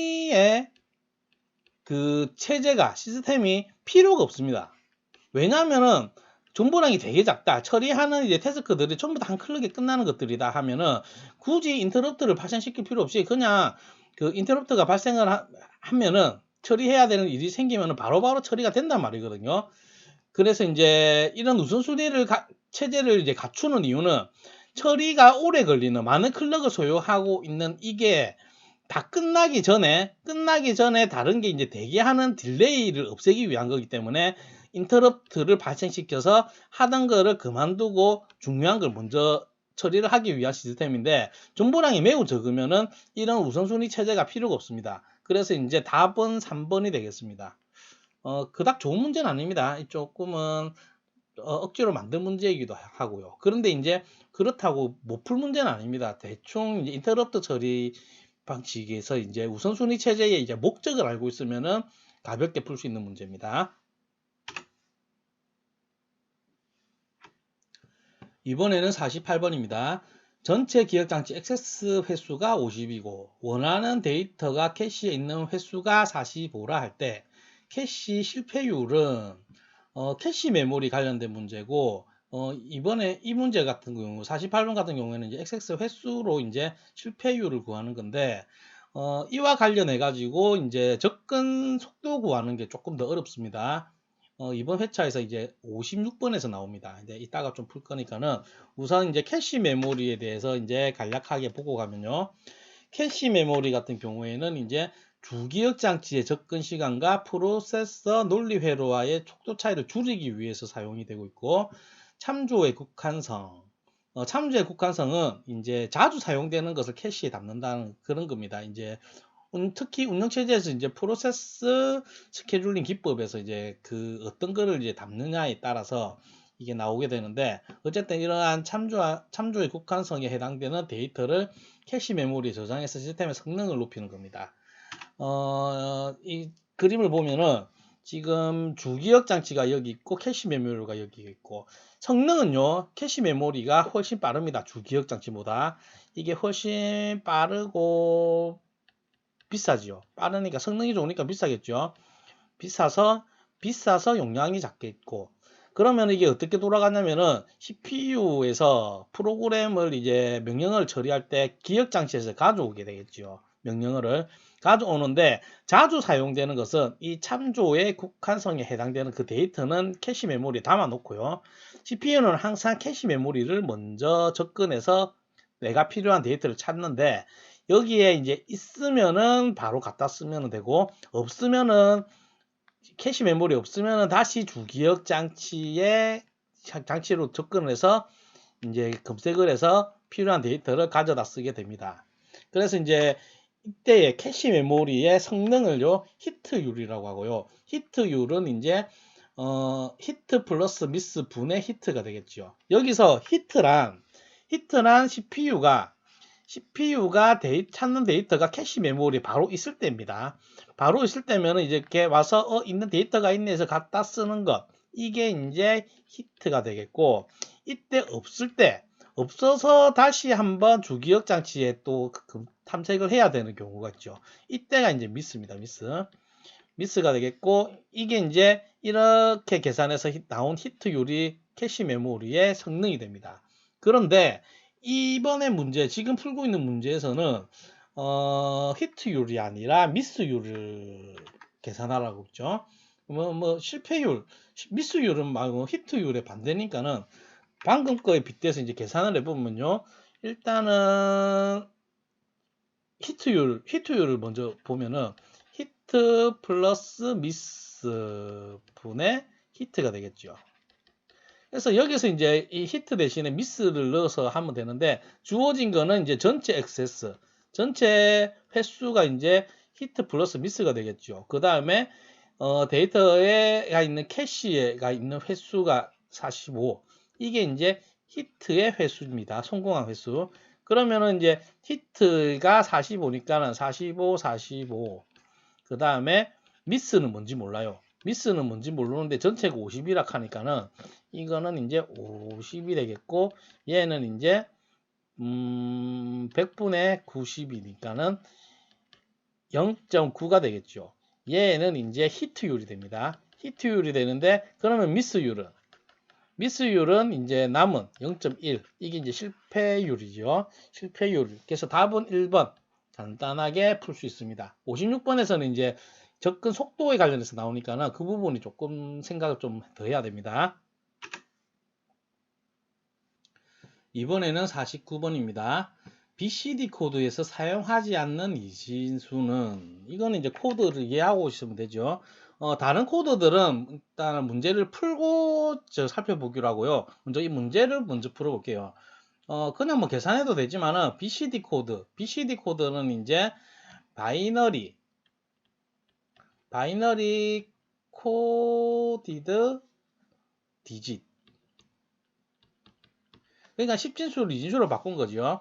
그래서 10진수가 있으면은 10진수는 이제 0, 1, 2, 3, 4, 5, 6, 7, 8, 9 이렇게 존재하죠. 10개의 숫자로 사용이 되고 있고 그 다음에 그 이진수는 바이너리 이진수 같은 경우에는 이제 4비트로 구성을 했을 때 이 보기도 4비트니까는 여기에서 이제 그냥 0000 그 다음에 0001 이렇게 이거를 이진수로 바꾼 게 이제 이렇게 BCD 코드가 됩니다. 그런데 이제 이 4비트로 구성을 할 때는 이 이상의 숫자를 만들 수가 있죠. 이 다음 게요. 1010이라든지 1011 이거는 이제 사용하지 않는 비트입니다. 그래서 뭐 보기를 한번 보면은 지금 얘도 BCD 코드 맞고 이것도 BCD 코드 맞고 이것도 BCD 코드 맞고 이게 이제 9에 해당되죠. 이보다 큰 거는 1번 얘는 이제 사용하지 않는 이진수가 되겠지요. 그래서 이제 BCD 코드에서 사용하지 않는 비트는 이제 이렇게 구하면 되고요. 그럼 다른 코드도 한번 살펴보겠습니다. 지금 이제 나올 만한 거는 이제 이게 단데요. BCD 코드는 아까 다 봤고, BCD 코드는 이제 다 봤고, 2421 코드 먼저 보면은, 이거 이제 가중치 코드지요. 이 첫째 비트가 2, 두 번째 비트가 4, 세 번째 비트가 2, 마지막 게 1 해서 각 자리에 이제 가중치를 줘서 더하면 됩니다. 그래서 지금 예를 들어서 001 같은 경우에는, 1 같은 경우에는 지금 이게 얘만 1이죠. 이게 이제 가중치가 1이니까는 이게 다 더하면은 1. 이거 같은 경우는 이 가중치가 2니까는 다 더하면 2. 이거는 이제 1, 2고 2고 다 더하면 3. 그 다음에 이거는 이제 얘가 이제 4가 되죠. 이렇게 4. 이걸 보면은 8을 보면은 지금 2, 4, 2, 1 이렇게 했을 때 지금 1인 부분 2, 4, 2를 더하면 6, 8이 되죠. 이런 식으로 구성이 되어 있는 게 2, 4, 2, 1 코드입니다. 그런데 이렇게 되면은 그게 있어요. 왜냐하면 가중치에 지금 오른쪽에서 두 번째 얘랑 그 다음에 오른쪽에서 네 번째 얘 둘 다 가중치가 2이기 때문에 이게 지금 중복되는 게 있습니다. 중복이. 그러니까는 예를 들어서 얘 같은 경우에는 1100이면은 2, 4를 더하면 6이니까는 이제 이게 6에 해당되죠. 그런데 10 아예 0110 이렇게 하면은 이게 이제 가중치가 이게 4고 이게 2니까는 더하면 6이 되잖아요. 6이 되는데 지금 이 0110은 사용이 안 되는 겁니다. 사용을 안 하는 비트입니다. 그래서 이제 사용이 안 되는 비트는 이제 이렇게 씁니다. 이건 한번 봐놓을 필요는 없고요. 아마 문제로 이제 지금과 같은 사용하지 않는 비트 구하는 문제는 이 두 개에서 나올 거예요. 이건 이제 원리만 알면은 금방 찾을 수 있거든요. 그러면 이제 이거부터 보면은 XS3 이거는 이제 번역은 이제 3초가 코드라고 번역이 되고 있죠. 3초가 코드고요. 3초가 코드는 간단합니다. BCD 코드에서 3을 더해주면 돼요. 3은 이진수로 0011이 되죠. 이거를 더해주면은 이게 이제 여기서 3을 더해준 게 0011. 그 다음에 1 같은 경우에는 여기서 3을 더해주면은 0011을 더해주면은 011이 되죠. 이런 식으로 해서 코드를 구성한 게 이제 3초가 코드고요. 3초가 코드는 그러면은 어떻게 되냐? 지금 0보다 작은 0, 0000, 0001, 0010 지금 얘는 이제 지금 3초가 코드에서는 이제 마이너스가 되겠지요. 그래서 이제 이거 사용이 안 되는 거고요. 그 다음에 이것보다 큰 거 얘네들 얘네들 사용이 안 되는 비트입니다. 그래서 이제 사용 안 되는 비트는 이렇게 쉽게 찾을 수가 있고요. 그 다음에 이제 84-2-1 이것도 이제 각 자리별로의 가중치인데 이것도 마찬가지. 이것도 지금 보면은 다 더해보면은 111 이렇게 됐으면은 지금 4-2-1 계산해보면은 이게 이제 1이 되죠. 그래서 이제 이렇게 십진수를 이런 식으로 가중치를 줘서 구하는 겁니다. 몇 개만 해보면은 지금 이거를 구해보면은 이게 8이고 이 마지막 자리가 마이너스 1이니까는 두 개 더하면은 7이 되죠. 7이 되니까는 이게 맞고요. 어쨌든 이제 84-2-1 이것도 이제 사용이 안 되는 코드가 있겠지요. 뭐냐? 이거 두 개로만 조합된 거. 앞에는 00이고 하면은 이게 음수가 되죠. 그래서 지금 이게 이제 다 0인 거 해가지고 이렇게 구성된 거 얘네는 음수기 때문에 사용이 안 됩니다. 사용을 안 하고 있고 그 다음에는 지금 11, 12, 13에 해당되는 거 이게 계산해 보면 됩니다. 8하고 4하고 더하면 12에 해당이 되죠. 이게 그래서 이제 9를 넘어가니까는 이제 사용을 안 하고요. 그 다음에 이것도 83 이거는 이제 마이너스 1 하니까 이게 11이 되겠고 이거는 84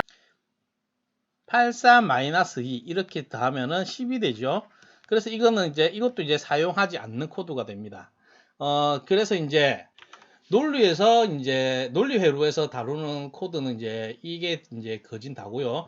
이게서 이제 사용하지 않는 코드는 어떻게 찾는지 241 코드가 조금은 이제 좀 눈에 많이 봐놔야 되는데 이건 이제 규칙을 알면 찾을 수 있으니까는 근데 BCD가 아니 보통 BCD가 나오고요. 얘들이 나오면은 쉽고 얘는 나올 가능성이 없습니다. 그래도 한번 보고 넘어가시면 됩니다. 그래서 이제 코드를 한번 붙어봤습니다. 이번에는 50번입니다. 50번 같은 이렇게 레지스터 간에 이제 직접 병렬 전송을 한 선의 개수 구하는 문제는요 간간히 출제가 됩니다. 필기에서도 나오지만은 필답형에서도 한 번씩 나오기 때문에 공식으로 하는 게 아니라 좀 이해를 하고 있어야 돼요. 먼저 문제를 보기 전에 기본적으로 설명을 드리면은 레지스터가 있으면요. 지금 이 문제로 바로 풀려고 하면 이제 16개나 되니까 그림으로 못 그리겠고 레지스터 5개라고 합시다. 레지스터 5개를 이렇게 직접 병렬 전송을 할 때 어떻게 연결이 되냐면은 1대1로 연결이 됩니다. 그런데 중요한 것은 이 선이 이제 단반향 통신인지 아니면은 양반향 통신인지 이거를 좀 알아야 돼요. 그런데 이제 지금 이 문제에서는 주어지지가 않았어요. 양반향인지 단반향인지 이게 차이가 2배가 나거든요. 단반향이라고 하면은 이게 이제 발신자가 있고 수신자가 있으면은 이렇게 이 선이 이제 한쪽으로만 움직입니다. 그러면은 이게 주고 수신하고 그 발신하고 수신하려고 하면은 이쪽에서도 선이 이렇게 가야 돼요. 그래서 얘네들이 이제 통신을 하려고 하면은 2개의 선이 필요합니다. 이게 이제 단방향일 때의 경우고요. 그 다음에 양방향일 때는 이제 이 선 하나로 그냥 주고받고 다 하는 겁니다. 이게 이제 양방향 통신입니다. 이게 이제 데이터 통신할 때 가장 기본적인 내용으로 나오는 부분이죠. 어쨌든 간에 이제 양방향, 단방향에 대해서는 이렇게 알고 계시면 되고, 이게 이제 연결을 할 때 어떻게 하냐. 레지스터 5개다. 그러면은 레지스터가 여기에 1개, 이것보다는 동그라미로 그릴게요. 이렇게 레지스터 1, 레지스터 2, 레지스터 3, 레지스터 4, 레지스터 5가 있다고 쳤을 때, 지금 먼저 1번 레지스터의 경우 이거의 기준에서 봤을 때 얘네들이 지금 이것들하고 그 양방향이라고 쳤을 때 선이 1개씩만 필요하다고 할 때 각 그 직접으로 병렬 전송하려고 하면은 병렬은 또 이 비트로 처리가 됩니다. 어쨌든 먼저 직접 연결을 하려고 하면은 1번에서 2번 직접 연결하고 2번에서 3번 1번에서 4번, 1번에서 5번 이렇게 합니다. 이렇게 연결을 해야 되고 그럼 1번 입장에서는 지금 이제 양방향이라고 했죠. 양방향이니까는 이게 선이 한 개씩이면은 1번 레지스터는 이제 다 직접적으로 연결이 됐습니다.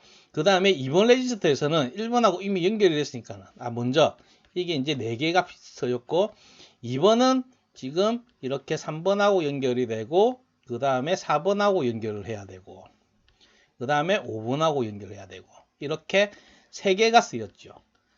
그 다음에 3번 같은 경우에는 이제 4번하고 연결을 하고 5번하고 연결을 하고 2개 이런 식으로 1개 이런 식으로 됩니다. 이거는 이제 5번만 남았죠. 이렇게 되고 얘는 다 연결되어 있으니까는. 그래서 보통 보면은 이 공식이 이렇게 나오는 겁니다. n개 레지스터일 때 레지스터를 이제 이게 양방향 선일 때 양방향 선일 때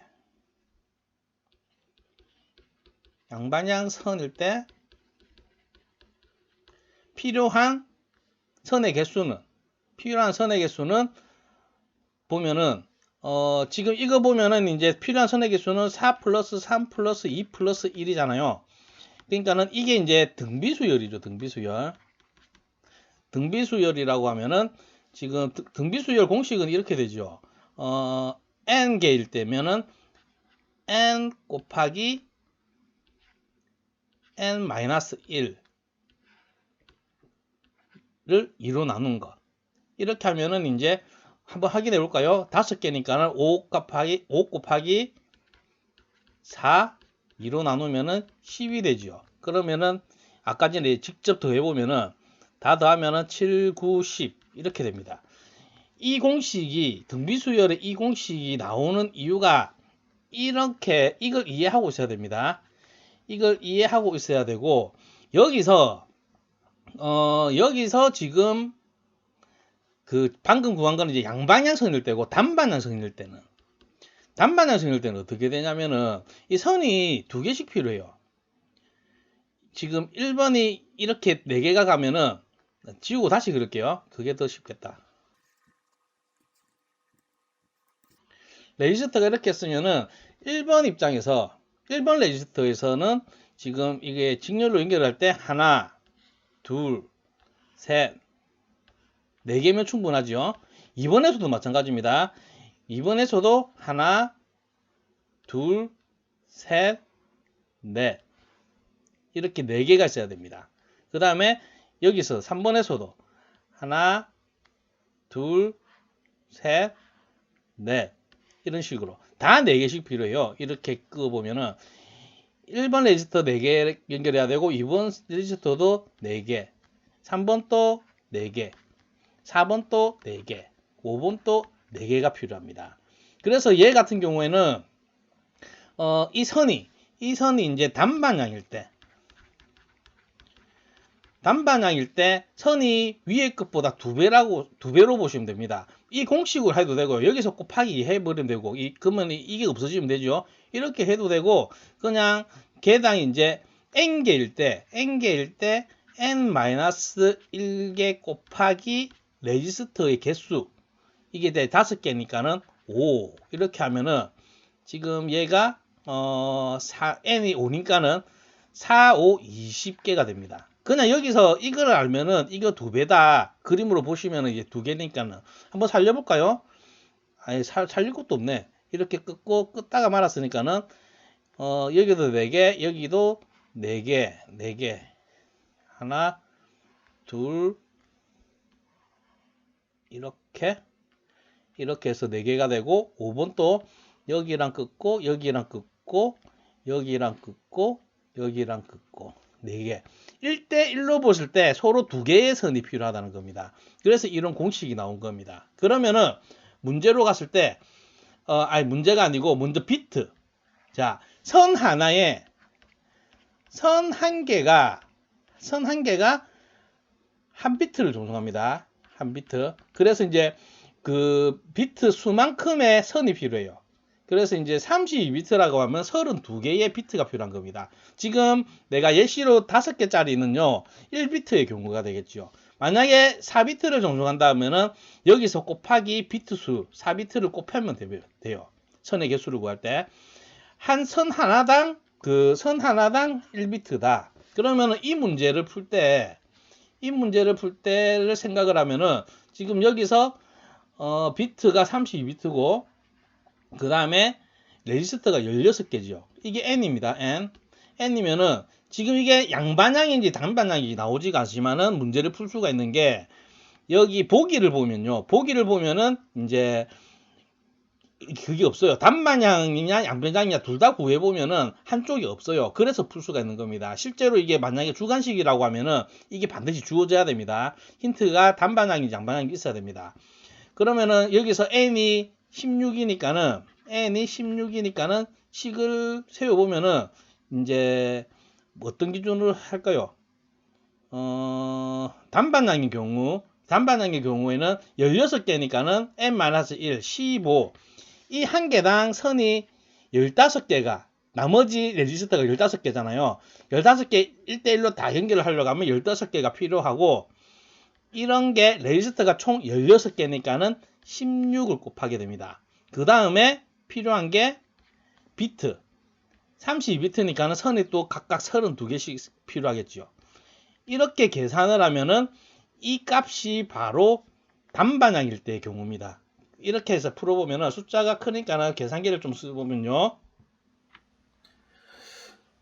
그러면 이 식을 계산기로 계산해 보면은 15 이제 레지스터 한 개당 15개, 나머지 16개 중에서 하나가 이제 나머지 15개랑 연결돼야 되니까는 15개랑 연결을 하고, 이렇게 연결해야 되는 레지스터가 16개가 있으니까는 곱하기 16. 이게 이제 32비트니까는 비트당 한 개가 필요하다고 했죠. 그래서 32를 곱해 보면은 7680개가 나옵니다. 그러면은 50번 문제에서 보면 이제 3번이 답이 되겠죠. 3번이 이제 답이 됩니다.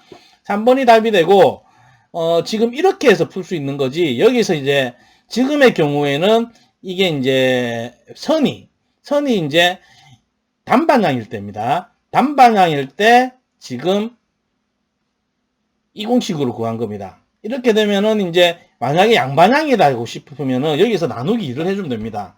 나누기 2를 하면은, 여기서 나누기 2를 하면은 3840입니다. 이게 이제 그러니까는 양반향일 때는 반으로 나눠주면 됩니다. 그러면 그냥 이 공식대로 하면은 똑같습니다. 이게 등비수열 공식으로 하면은 양반향선이라면은 총 그 레지스터가 16개니까는 n이 16, 그 다음에 n-1은 15, 그 다음에 32비트고 여기서 나누기 2를 하면은 이렇게 3840. 공식으로 하지 말고요. 공식 솔직히 필요 없습니다. 등비수열 몰라도 방금 봤던 지금 이렇게 내가 레지스터의 구조를 연결하는 구조를 이해를 하고 있으면은 솔직히 공식 필요 없어요. 그냥 이제 등비수열로 이게 해보면 등비수열이니까는 이렇게 기억을 하셔도 되고, 이 하나당 이렇게 4개랑 연결해야 되니까는 해서 그게 이제 n-1이 나온다, 이렇게 이해를 하셔도 상관이 없습니다. 수학 몰라도 사칙 연산만 할 줄 알면은 논리적으로 이렇게 이해를 하시면 됩니다. 이번에는 51번입니다. 51번은 알면은 멋있고 모르면은 좀 어려울 수도 있는 그런 문제입니다. 모르면 못 풀죠. 그런데 문제를 이렇게 간단한데요. 메가플롭스, 대문자로 MFLOPS 이렇게 적혀 있는데, 이랬으니까 좀 생소하게 보이긴 해요. 실제로 제가 이제 문헌이라든지 논문이라든지 이런 데서 플롭스 단위를 봤을 때, 플롭스입니다. 플롭스라는 단어를 봤을 때 보통 이렇게 표기가 소문자로 이렇게 돼 있던데, 이 메가 아니면은 이제 테라면 테라 뭐 이런 식으로 이렇게 표기를 돼 있는데, 한글로 메가플롭스, 대문자로 이렇게 쭉 이렇게 붙였으니까 조금은 생소해 보이는 거 사실이더라고요. 이걸 알더라도. 그래도 이제 읽어보면 감이 오니까는. 어쨌든지 간에 플롭스라는 단위를 알아야 되는데요. 플롭스하고 세트로 알면 좋은 게 이제 밉스입니다. MIPS. 밉스 같은 경우에는 실기 필답형에서 최근 들어서 몇 번 출제가 됐던 거예요. 이거는 이제 이해하는 방법은 없고 그냥 이게 무슨 약자인지만 알면 돼요. 밉스랑 먼저 여기서 나오는 플롭스, FLOPS. 자, 여기서 밉스 같은 경우에는 M이 밀리언즈, M-I-L-I-O-N-S, 밀리언즈. 이 스펠링 틀려도 뭘 하지 마세요.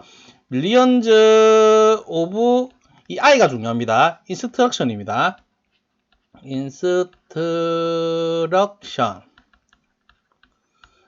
이제 명령어죠, 명령어. 명령어가 되고, 그 다음에 PS는 둘 다 똑같지요. 둘 다 이거는 per second. 한마디로 명령어를 이제 밀리언즈, 초당 몇 개의 명령어를 처리할 수 있는지를 측정하는 단위가 되겠고요. 플롭스 같은 경우에는 이제 중요한 게 앞에 F를 기억하시면 돼요. 얘는 I가 중요하고 얘는 이제 F가 이제 플로팅입니다. 플로팅. F-L-O다, O. F-L-O-A-T-I-N-G. 플로팅 포인트. 소문자로 써야 되겠다. 이거는 약자로 안 나오니까는. P-O-I-N-T. 그 다음에 O가 오퍼레이션.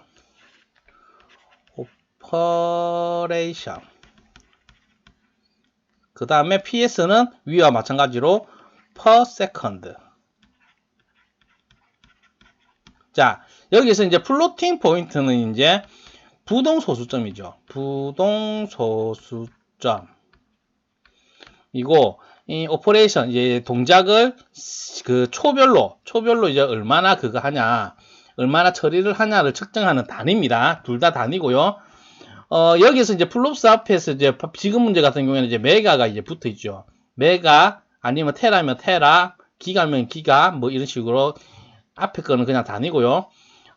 여기서 보면은 이 둘의 차이점이 더 일반적으로 쓰이는 거는 밉스입니다. 밉스가 이제 일반적으로 명령어를 처리하는 성능을 측정할 때 사용되는 단위고요. 얘 같은 경우에는 좀 더 이제 과학적인 연산, 그 다음에 공학이라든지 좀 말 그대로 그냥 부동소수점 연산이 많을 때 이게 이제 특정 명령어지요. 한마디로 따지자면 이건 그냥 일반적인 명령어 처리하는 속도를 나타내는 거고, 이거는 부동소수점 연산. 이게 조금은 CPU가 좀 성능이 더 좋아야 되거든요.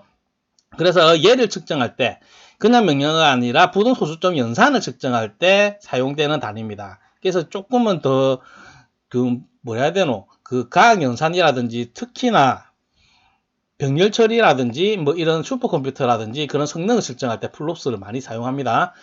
어쨌든 이렇게 보고 메가는 이제 그거지요. 그 100만의 이 부분은 이제 상식으로 넘어가야 되고, 어쨌든지 간에 지금 문제에서는 보면은 얘는 이제 초당이니까는, 플롭스 같은 경우는 초당이니까는 클럭 펄스 간에 실행되는 해서 1번, 2번 클럭이 들어간 거는 이제 답이 될 수가 없고요.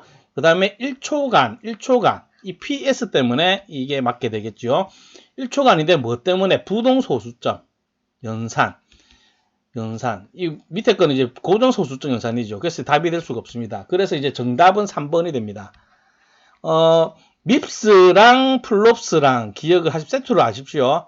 밉스랑 플롭스. 밉스는 실제로도 나왔으니까는, 그 필답형에서 나왔으니까는 플롭스가 필기에서도 나온 이상 필답형에서 얼마든지 나올 수가 있습니다. 그런데 필답형에서 밉스가 나올 때는 좀 힌트를 많이 줬어요. 밉스가 어떤 거다라는 게 문제에서 힌트를 주고 출제가 되었기 때문에 그렇게 어렵지 않습니다. 모르는 거 본다고 해서 포기하지 마시고요. 지금 이 문제 같은 경우에도 몰랐다 하더라도 대충 보고 좀 뭔가 느낌을 좀 찍어도 좀 잘 찍어야 돼요. 메가 붙었으니까 일단은 뭔가 100만이다라 해도 이제 두 개를 제끼잖아요. 위에 두 개를 제낄 수가 있고, 그 다음에 부동소수점과 고정소수점 이 두 개가 있죠. 두 개의 차이점. 부동소수점이면 그래도 플롯을 많이 들어봤을 텐데, 시연에서도 플롯이 있고, 어쨌든 그런 감각적으로 뭔가 이거 같아 해서 찍어도 이렇게 잘 찍어야 됩니다. 어쨌든 간에 그래도 이제 말이 쉽지. 찍는 게 이런 식으로 찍는 게 말은 쉽지만은 어쨌든지 간에 나왔던 거니까는 이 틀려도 됩니다. 솔직히 이런 거는. 근데 나왔는데 알고 넘어가시고요. 반드시 밉스도 반드시 알고 가시라는 것. 밉스와 풀업 세트로 알고 가세요. 이번에는 52번입니다. 52번은 좀 어려워요. 좀 어려운데, 좀 문제도 조금은 실제 알고리즘에 비해서는 굉장히 많이 생략이 되어 있고, 주요 부분만 나와 있는데요. 어쨌든 간에 이 문제가 만약에 객관식이 아니고, 그러니까는 여기에 이제 보기가 1, 2, 3, 4가 없으면은 이게 뭔지 몰라요. 저도 뭔지 모르겠어요. 근데 이제 1, 2, 3, 4 보면은 이제, 사칙연산이구나. 이렇게 알 수가 있습니다. 그래서 이거는, 자세히 공부하실 분은 컴퓨터 구조에서 이제 사칙연산 하드웨어 설계하는 부분이 있거든요. 그 부분을 참고하시면 되고, 그 부분이 조금 양이 많고 공부할 게 많습니다. 주요 부분만 설명을 드리면은 사칙연산에서 먼저 이제 덧셈 먼저 설명을 드릴게요. 덧셈에서는 뺄셈 포함입니다. 왜 그러냐면은 덧셈 뺄셈 따로 구현하지 않는 이유는 예를 들어서 3-2다. 이거는 결국에는 3 플러스 마이너스 2랑 같잖아요. 그러니까 이것도 결국엔 덧셈이에요. 그렇기 때문에 이제 덧셈기 뺄셈기 따로 있는 게 아니고 이렇게 덧셈 뺄셈 따로 구현이 되어 있는데 주요한 부분은 고셈도 마찬가지지만 이제 부호입니다. 부호인데 이 두 개가 연산을 덧셈 연산을 한다 치자. A 플러스 B다. 이럴 때 첫 번째로 이제 A가 B보다 클 때 결과가 Y라고 칩시다. A가 B보다 크면은 부호는 플러스가 되고요. 그 다음에 두 번째 A가 B보다 작을 때는 마이너스가 되죠. 이 부분 물론 더 복잡하지만은 이 부분이 이제 중요하게 기억을 하고 있으면 됩니다. A가 B보다 크면은 결과가 플러스고 그 A가 B보다 작을 때는 마이너스구나. 이 부분은 그냥 단순히 플러스 마이너스로 주어지지 않겠지요. 부호 비트가 되겠죠. 부호 비트가 보통 플러스가 0이고 마이너스일 때 1이죠. 보통 반대일 수도 있지만 보통 이렇습니다. 그래서 부호 비트가 지금 A와 B 이 크기 비교로 이렇게 정해지는 것. 이게 이제 덧셈 알고리즘에서 기억해야 되는 부분입니다. 그 다음에 곱셈을 한번 보겠습니다. 곱셈 같은 경우에는 마찬가지로 맹점이 되는 부분이 부호입니다. 부호 부분에서 이때는 이거 A 곱하기 B라고 칩시다. 결과가 Y일 때, 그 다음에 첫째 A하고 A가 아니고 A의 부호하고 B의 부호가 같을 때, 같으면은 부호는 플러스가 됩니다. 자, 플러스 곱하기 플러스는 플러스고 마이너스 곱하기 마이너스는 플러스잖아요. 그래서 부호가 같으면 이제 플러스가 되고 그 다음에 두 번째 A의 부호와 B의 부호가 다를 때는 마이너스가 됩니다. 마이너스 곱하기 플러스 곱하기 마이너스는 마이너스가 되니까는. 그래서 이제 부호 비트가 이렇게 결정이 됩니다. 부호 비트. 그러니까는 이제 서로 곱해주는 두 개의 부호가 같냐 다르냐로 부호를 결정하는 부분이 반드시 나오게 되어 있습니다. 곱셈에서는 기억해야 되는 알고리즘 부분이 이겁니다. 마지막으로 나눗셈입니다. 이번 문제의 답이기도하고요. 나눗셈 같은 경우에는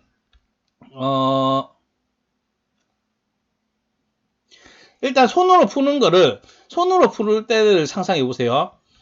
참고로 지금 이 모두 이진연산입니다. 이진수 연산입니다. 이진수로 다뤄지는 부분이고, 만약에 나눠주는 값이 0, 1, 0, 1이고 이게 이제 나눠야 되는 게 0, 0, 1, 1, 0, 1, 0, 1. 내가 아무데나 쓰고 있습니다. 이렇게 이런 이 숫자를 나눈다 치자.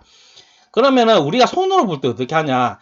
처음에 이 부분하고 이게 나누려고 해보는데 이게 작으니까는 다시 이렇게 이 기준으로 보고 이게 더 크니까 안 나눠지지요. 이 부분이 이제 되면은 이제 이게 더 크니까 안 나눠지고 이 부분이 되면은 아직도 더 크네.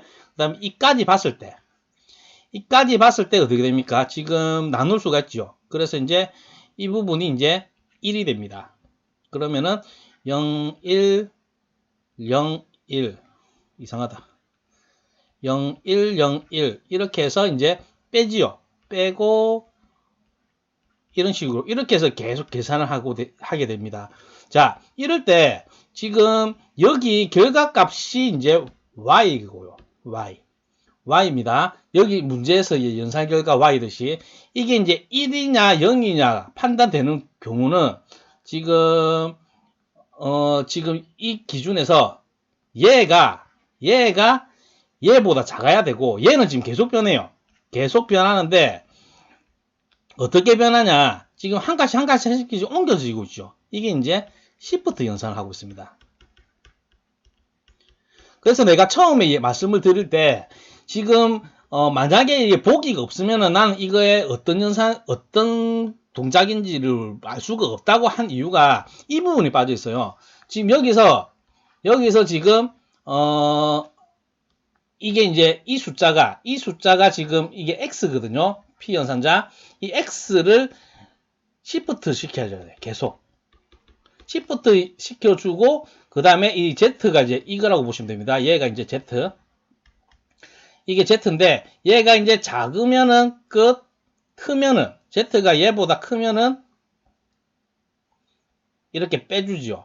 아 이거 바뀌었다 쏘리 z를 시프트 시켜주고 x가 나눠주는 숫자입니다. x가 나눠주는 숫자고 그래서 이제 z가 x보다 작으면은 끝나고 만약에 크면은 z에서 x에서 빼주는 거 이 연산다. 이 동작을 얘기해요. 방금 내가 이렇게 비교하고 지금 이 숫자가 이 x보다 커졌을 때 뺄셈 연산을 하고 그 다음에 y는 1로 만들어줍니다. y 값이 1이니까 이게 이제 계속 반복되면서 나눗셈 연산이 되는 겁니다. 그래서 여기서 지금 이 문제에서 주어진 힌트에서는 시프트 연산이 빠져 있습니다. 시프트 연산이 빠져 있어서 만약에 여기 보기가 없다면은 무슨 동작인지 알기가 어렵고요. 보기에서는 이제 사칙 연산 중에 하나니까는 방금 봤던 특정 부분만 기억을 하시면 돼요. 덧셈에서의 부호 A가 클 때 플러스 A가 만약에 작을 때 마이너스 부호 비트를 이렇게 바꿔준 알고리즘이 있으면 그거는 덧셈 연산을 말하고요. 곱셈 같은 경우에는 A의 부호와 B의 부호가 같으면 플러스 부호 비트가 플러스가 되고 A의 부호와 B의 부호가 다르면은 마이너스가 된다. 이게 곱셈에서 중요한 알고리즘의 한 부분입니다. 나눗셈 같은 경우에는 이제 중요한 게 시프트 연산과 그 다음에 지금 Z가 X보다 작아야지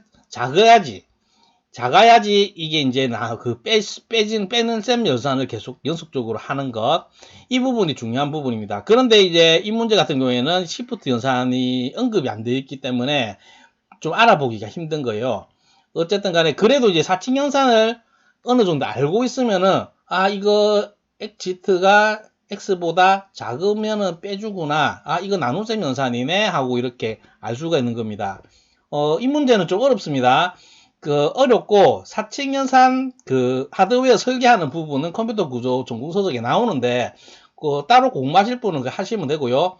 솔직히 기사를 취득하는 데 있어서 거기까지는 알 필요가 없어요. 알 필요가 없고 주요 부분, 알고리즘의 주요 부분만 방금 설명한 거를 기억을 해 주시면 됩니다. 이번에는 53번입니다.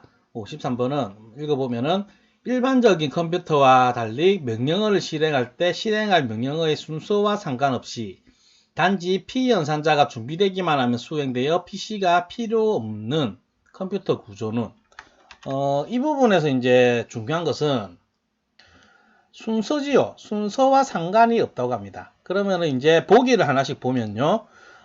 먼저 배열 처리는요. 말 그대로 이제 어레이 배열을 처리하는 것. 배열되어 있는 데이터를 병렬로 동시에 처리할 수 있는 걸 말하고 있고 간단하게 얘기하면은 그 다음에 이제 시스톨릭 처리이기 전에 파이프라인 먼저 보면은 파이프라인은 조직용 기사 공부하면 대충은 알죠. 여기 이제 구간이 이렇게 나눠져 있으면은 이게 뭐 3-4-4-5 엄청나게 긴 이렇게 연산이 넘기고 하면서 이제 동시다발적으로 계속 연산에 관한 연속적인 데이터를 이렇게 처리를 합니다. 파이프라인은. 그리고 시스톨릭 처리 같은 경우에는 이런 파이프라인으로 구성되어 있는 처리기를 말해요. 그래서 이 세 개가 아니고 4개 다 이제 병렬 처리기긴 한데 위에 3개 같은 경우에는 보면은 보통 처리하는 게 이렇게 처리하고 넘기고 처리하고 넘기고 이런 식으로 해서 트리 구조를 갖추고 있습니다. 그런데 여기서 이제 데이터 흐름형 컴퓨터, 데이터 플로우 이거 같은 경우에는 빅데이터 분석 보통 빅데이터 분석이라든지 그 다음에 이미지 처리라든지 뭐 이런 분야에 사용이 됩니다. 이거 같은 경우에는 트리가 아니라 이거는 그래프 구조입니다. 그래프 구조라서 그래프는 트리와 다른 점이 뭡니까? 순서가 없지요. 순서가 그 처리 방식이 순서가 아닙니다. 순서가 필요 없습니다. 그래서 이제 순서와 상관없이 처리가 되는 컴퓨터는 이제 4번이 됩니다. 이 부분은 이제 전반적으로 조금 개관적으로 내용을 병렬 처리에 관련된 여러 시스템을 알고 있어야 되는 문제입니다. 이번에는 54번입니다. 54번은 다음 중 정수의 표현 방법으로 틀린 것은 다음 8비트로 표시한다.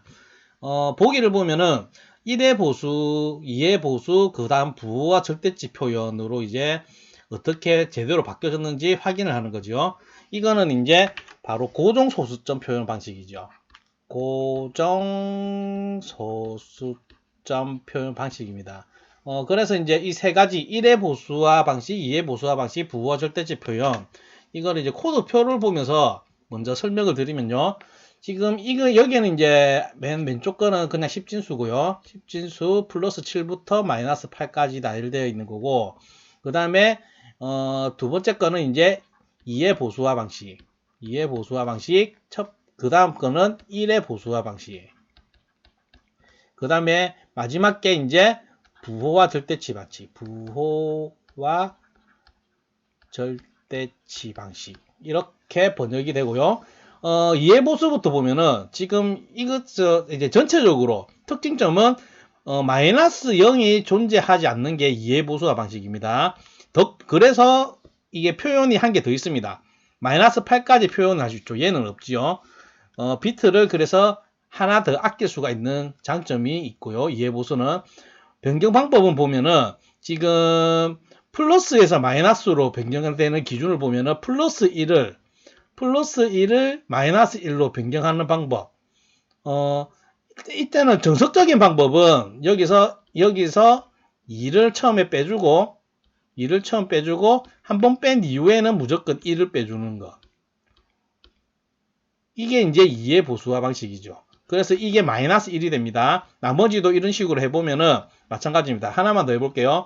플러스 5, 0, 1, 0, 1을 2의 보수로 바꾸는 방법. 처음에 2를 빼고요. 처음에 2를 빼서 남은 수를 넣어주고 한번 연산이 되고 나면은 그 다음부터는 무조건 1을 빼줍니다. 1에서 빼줍니다. 1에서 0 빼면 1, 1에서 1 빼면 0, 1에서 0 빼면 1. 그래서 1011, 1011이 마이너스 5가 되죠. 이게 이제 2의 보수화 방식입니다. 더 간편하게는 얘를 이제 좀 더 역수를 쳐내주고 그러면 1110이고 여기서 플러스 1을 해주면은 이제 마이너스 1이 되죠. 이게 이제 일반적으로 더 많이 쓰여요. 그런데 이 방식을 알아야지 하드웨어 설계가 돼요. 그래서 항상 이걸 제가 설명을 드리는 거고 어쨌든 간에 2의 보수화 방식은 이렇고 1의 보수는 간단합니다. 그냥 전부 다 역전시켜주면 됩니다. 그래서 이제 플러스 1을 보면은 이거를 이제 0을 1로 바꾸고 1을 0으로 바꾸면은 그러면 1110 마이너스가 되죠. 이렇게 됩니다. 그 다음에 아무거나 또 한 개 플러스 5 얘를 역전시켜주면은 마이너스 5 0을 1로 1을 0으로 하면은 이제 1010이 되죠. 이런 식으로 바꿔주면 되고요. 그 다음에 부호와 절대치 방식은 똑같아요. 플러스 마이너스가 똑같은데 뭐가 똑같냐? 뒤에 세 비트가 똑같아요. 플러스 1, 그 다음에 마이너스 1. 그래서 이제 맨 왼쪽 비트는 그냥 부호 비트입니다. 부호 비트.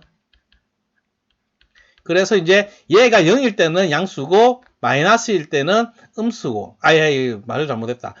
0일 때는 플러스고 1일 때는 마이너스고 이걸 나타내는 게 부호 비트입니다. 나머지 세 비트는 그에 대응하는 거랑 비슷합니다. 마이너스 3이 011 그러면 플러스 3도 011이죠. 단순히 부호 비트만 존재할 뿐입니다. 그래서 이제 다시 돌아가서 보면은 틀린 것을 찾는 거죠. 틀린 것을 찾는 거고 8비트로 표시하는데 먼저 보기를 한 개씩 보면요. 1번부터 보면은 마이너스 126, 2번은 마이너스, 2번은 2의 보수로 1의 보수, 2의 보수 이렇게 되죠. 그러면 먼저 마이너스 126을 여기서 이제 부호 생각하지 말고 126을 먼저 이게 이제 10진수죠. 10진수를 2진으로 바꿔보면요. 126을 2진수로 바꾸면은 그냥 계산기로 하겠습니다. 자, 계산기로 126을 2진수로 바꾸면은 뭐 일단은 계산기를 켜고요. 계산기를 켜고 이거를 베이스 모드로 바꿔서 10진수 126 10진수 126을 2진수로 바꿔주면은 0, 1, 1, 1, 1, 1, 1, 0이 됩니다. 그럼 이걸 적어주면은 0, 1, 1, 1, 1, 1, 1, 0이 되고요. 그럼 먼저 1번부터 보면은 1의 보수 방식으로 마이너스 126 같은 경우에는 지금 이 126을 1의 보수로 바꿔줄 때는 그냥 역전시키면 되죠. 비트들을 0을 1로 1을 0으로 그래서 1000 0001이 되겠습니다. 지금 이게 보면 1000 1000 해서 이제 정확하게 변경이 된 거고요. 1번은 답이 될 수가 없고 맞으니까. 그 다음에 2의 보수를 이제 마이너스 126을 이렇게 바꾼다 친다. 그러면 이제 플러스 126은 이거니까는 2의 보수 같은 경우에는 여기서 방금 1의 보수 여기서 1을 더해주면 되죠. 그러면은 10000010이 되죠. 그러면은 지금 여기 보면 10000011이니까 틀렸죠. 그러면 답이 2번이겠네요. 답이 2번이고 부호와 절대치 표현도 한번 볼게요. 부호와 절대치 부호 절대치 이건 이제 플러스 126과 마이너스 126이 있는데 플러스 126 같은 경우에는 그냥 얘지요. 그냥 얘. 그냥 이거 그대로고 0111110 0111110 해서 3번 정확하게 되어 있고 그 다음에 마이너스 126 같은 경우에는 이걸 그대로 쓰고 앞에 부호 비트만 1로 바꿔주면 되죠. 1하고 나머지는 그대로 1110 해주면 11111110 11111110 해가지고 4번 또 정확하게 되어 있습니다. 그래서 이제 이거는 답은 2번입니다. 간단하게 풀 수 있고 이거 꼭 할 줄 알아야 됩니다.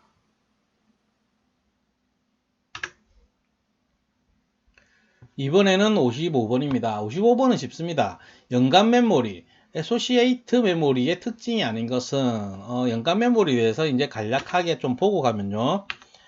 연간 메모리 같은 경우에는 CAM 컨텐츠 어드레서블 메모리 해서 내용 지정 메모리라고 불리는데요. 일반적인 메모리 같은 경우에는 주소를 기반으로 해서 주소로 찾아가는데 얘는 이제 메모리 주소를 이용한 게 아니라 데이터 내용 자체로 변결 탐색을 하기에 알맞도록 되어 있고요.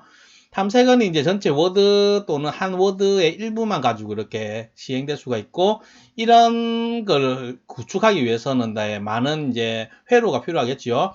그래서 이제 각 셀이 저장 능력뿐 아니라 외부의 인자와 내용을 비교하기 위한 논리 회로를 갖고 있기 때문에 일반 램보다는 이제 값이 비쌉니다. 이게 이제 연간 메모리의 주요된 특징이라고 보실 수 있고 구조는 이렇습니다. 보면 이제 말 필요는 없는데요. 그 검색하고자 하는 레지스터가 있고 키 레지스터가 이제 그 사용을 하는 겁니다. 그 찾는데 그리고 이제 매치 레지스터가 존재합니다. 뭐가 일반적인 메모리 구조보다는 뭐가 더 많습니다. 그래서 이제 비싼 거고요. 문제로 돌아가서 문제는 이제 간단합니다. 1번부터 보면은 주소 매핑 연간 메모리는 이제 데이터의 내용으로 찾는 거죠. 그래서 이제 주소 매핑은 말이 안 되는 소리고요. 그래서 이제 답은 바로 1번이 되겠고 내용 지정 메모리 CAM은 또 다른 이름이 되니까 이제 특징이 맞고 메모리에 저장된 내용으로 접근을 하는 거 맞고 이 때문에 하드웨어 비용이 증가합니다. 세 개는 맞는 말입니다. 간단한 문제였습니다. 이번에는 56번입니다. 아까 전에 봤던 48번이었나? 48번에서는 이제 캐시 메모리에 이제 접근 횟수만 다뤘다면은 여기는 이제 시간까지 다루고 있죠. 56번은. 그래서 이제 아까 48번 또 캐시 문제였고 56번 또 캐시 메모리 문제인데 이게 조금은 더 어렵습니다. 캐시 메모리 아까 설명을 들었지만은 다시 설명을 간략하게 드리면은 메모리가 이제 주기억 장치가 있고요. 주기억 장치가 있고 그 다음에 훨씬 비싸고 빠른 캐시 메모리가 있죠. 캐시 메모리가 있고 자주 사용되는 것을 캐시 메모리에 담아 놓고요. 그러면 CPU가 이게 이제 중앙처리장치 CPU고요. CPU가 자료를 가져올 때 캐시에서 자주 사용되는 거는 캐시에서 자료를 가져옵니다. 이렇게 한 번에 가져와서 처리를 하는 게 이제 히트가 되죠. HIT 히트가 되고 캐시를 뒤졌는데 없어가지고 주기억 장치를 다시 뒤져서 주기억 장치에서 데이터를 가지고 오는 상황을 미스라고 하죠. MISS 이렇게 됩니다. 그래서 보면은 문제를 다시 읽어보면은 캐시 메모리의 접근 시간이 100나노세컨드 캐시에 접근하는 시간이 100나노세컨드가 되고 그 다음에 주기억 장치의 접근 시간이 1000나노입니다. 주기억 장치에는 걸리는 시간이 1000나노세컨드가 됩니다. 그래서 이제 캐시 메모리의 적중률이 0.9랍니다. 적중률 히트 레이트죠. 적중률은 뭡니까? 히트 플러스 미스분의 히트가 되죠. 히트가 되는데 얘가 이제 문제에서 주어진 조건은 0.9가 됩니다. 0.9고 이때 이제 평균 메모리 접근 시간에 가장 가까운 것은 평균을 뭐냐? 10번 했을 때 시간이 어느 정도 걸리냐? 이 기준으로 하면은 보자. 히트 플러스 미스 10번이라고 가정을 했을 때 10번이라고 가정을 하면은 지금 캐시 메모리에 접근을 할 때 히트율이 0.9니까는 이 중에 9번은 히트고 그 다음에 한 번은 미스입니다. 미스의 상황입니다. 그러면 히트일 때 9번은 캐시에 접근을 하죠. 캐시에 9번 접근하죠. 9번. 캐시에 9번 접근하게 되고 주기억 장치에는 접근 안 합니다. 이 9번은. 근데 미스인 상황에 한 번은 캐시에 한 번 갔다가 그래서 캐시에 한 번은 갑니다. 한 번은 갔다가 와서 없으니까는 주기억 장치를 탐색합니다. 그래서 이제 주기억 장치에도 한 번은 간다. 이렇게 됩니다.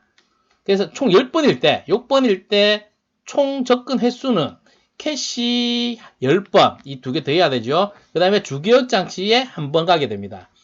그래서 이거에 평균 시간을 구하려고 하면은 이게 총 10번을 갔으니까는 10회로 나눠주고 그 다음에 캐시에 10번 갔으니까는 캐시는 한 번에 100나노세컨드니까는 100나노세컨드 곱하기 10번 갔으니까는 10번 갔고 플러스 주기억 장치에 갈 때 걸린 시간 한 번이고 1000나노세컨드죠.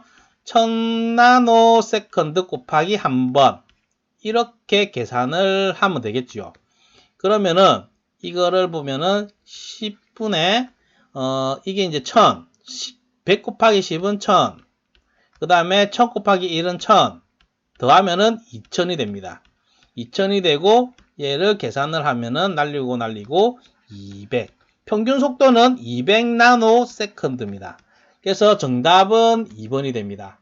여기서 주의해야 될 점은 미스의 상황에서는 캐시에도 한 번 가고 주기억 장치에도 한 번 가고 그래서 캐시 횟수도 한 번 있다는 겁니다. 이 부분을 기억을 해주시면 됩니다.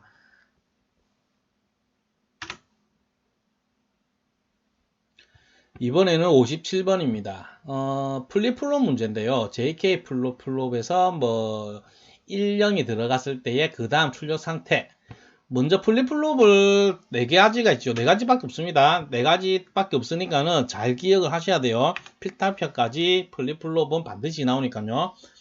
플립플롭 상태 도표를 보면서 한 개씩 보면은 우선 RS 플립플롭, SR 플립플롭이라고 합니다. 어쨌든 이제 RS 플립플롭, D 플립플롭, JK 플립플롭, T 플립플롭 이렇게 네 가지가 있고요. RS 플립플롭부터 살펴보면은 이게 이제 기능표인데요. RS, SR 여기서 S는요 셋에 해당이 되고요. R은 리셋입니다. 리셋의 약자입니다. 그래서 이제 논리외로에서 컴퓨터 공학에서 셋이라고 하면은 1로 만들란 말이고 리셋이란 말은 0으로 만들란 말이죠.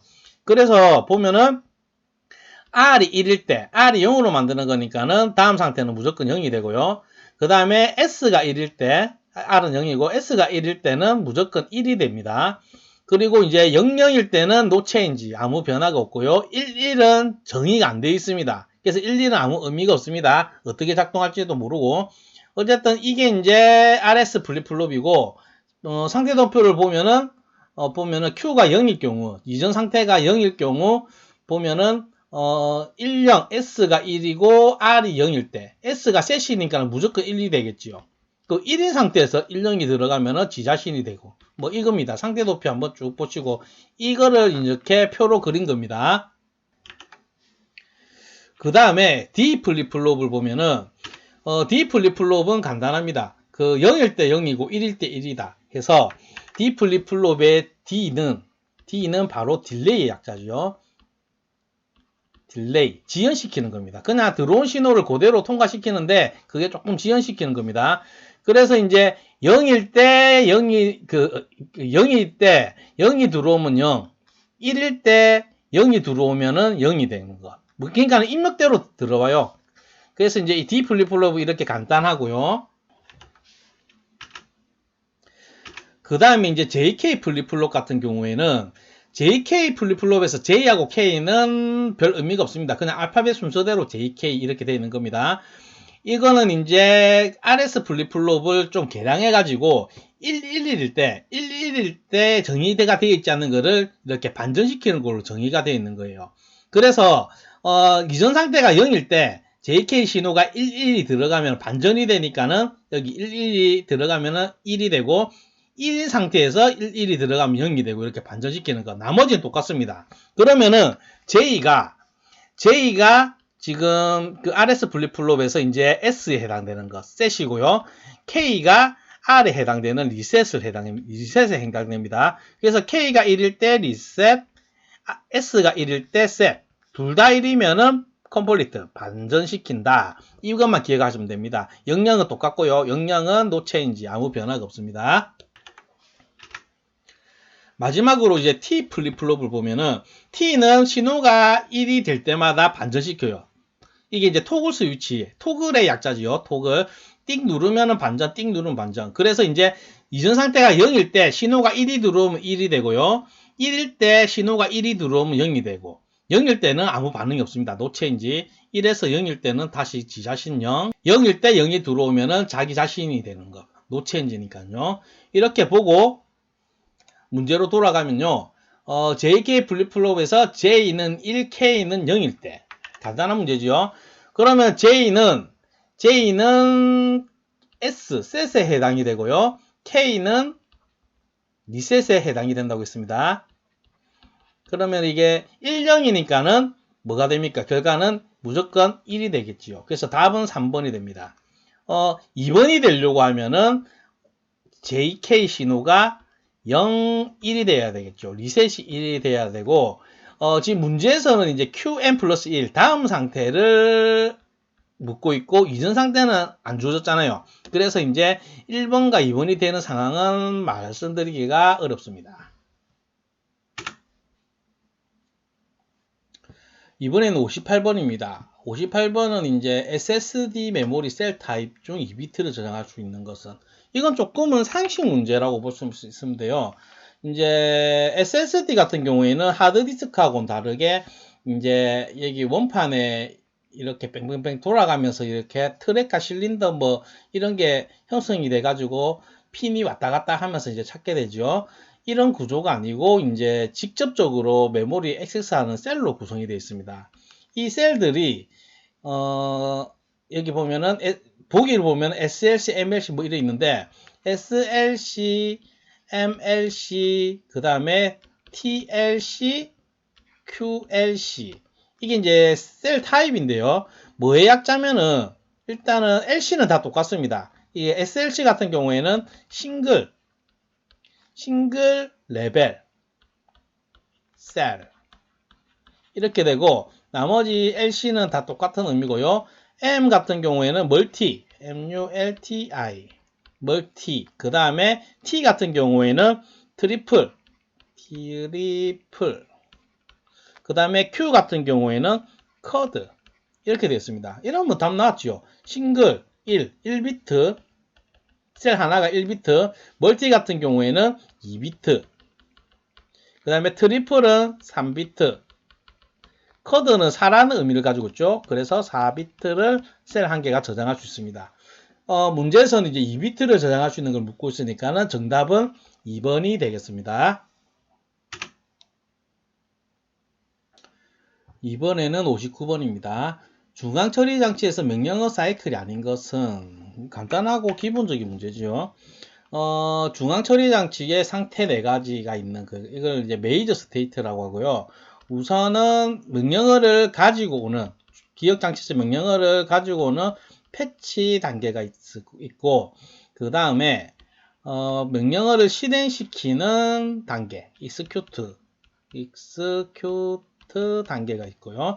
근데 패치 단계에서 가져온 명령어가 주소 부분이 간접 주소일 때 직접 주소를 바꿔야 되죠. 그 과정이 이제 간접 단계, 인다이렉트 단계가 있고요.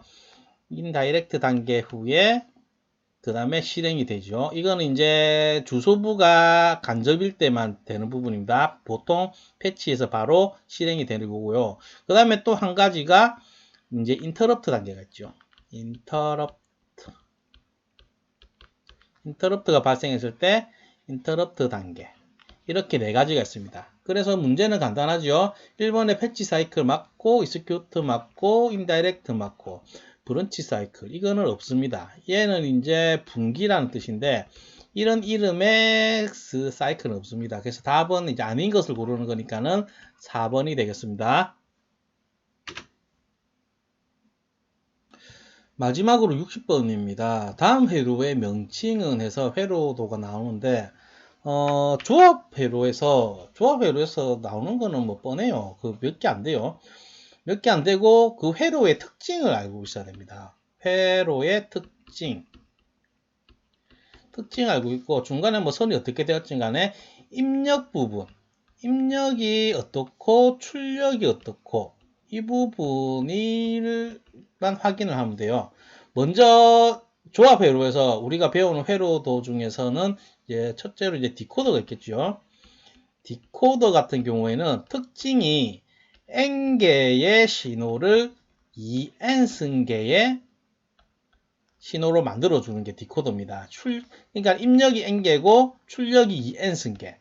그 다음에 이와 반대가 되는 게 엔코더입니다. 엔코더 같은 경우에는 2의 n승개의 입력이 있으면은 얘를 이제 n개의 신호로 바꿔줍니다. 이게 특징입니다. 그래서 문제 바로 풀립니다. 입력이 2개가 있죠. 출력이 4개가 있죠. 그래서 얘는 디코더가 됩니다. 답은 1번이고요. 멀티플렉서 같은 경우에는요, 회로도를 보면은 셀렉터 신호가 있어요. 선택 신호. 셀렉트 신호가 존재합니다. 셀렉트 신호로 여러 개의 신호 중에서 1, 2, 3, 4 이랬으면 이 중에서 이 셀렉트 신호가 뭔가를 한 개 선택을 해가지고 출력을 시키는 게 이제 멀티플렉서죠. 그래서 이제 멀티플렉서는 그런 거고, 여기서 시프터 같은 경우에는 시프트의 논리 회로 같은 경우에는 반드시 플립플롭이 존재하겠죠. 내용을 이전 상태를 가지고 있으니까는. 그래서 이제 비트를 이동시키는 그 회로가 되는데, 이때는 이제 플립플롭이 들어가니까는 이거랑은 여기 주어진 회로에서 플립플롭이 존재 안 하니까는 얘도 답이 될 수가 없고요. 그래서 이제 답은 1번입니다. 이게 간단한 문제입니다. 이렇게 해서 22년도 1회 3과목 문제를 이제 다 풀어봤습니다. 수고하셨습니다.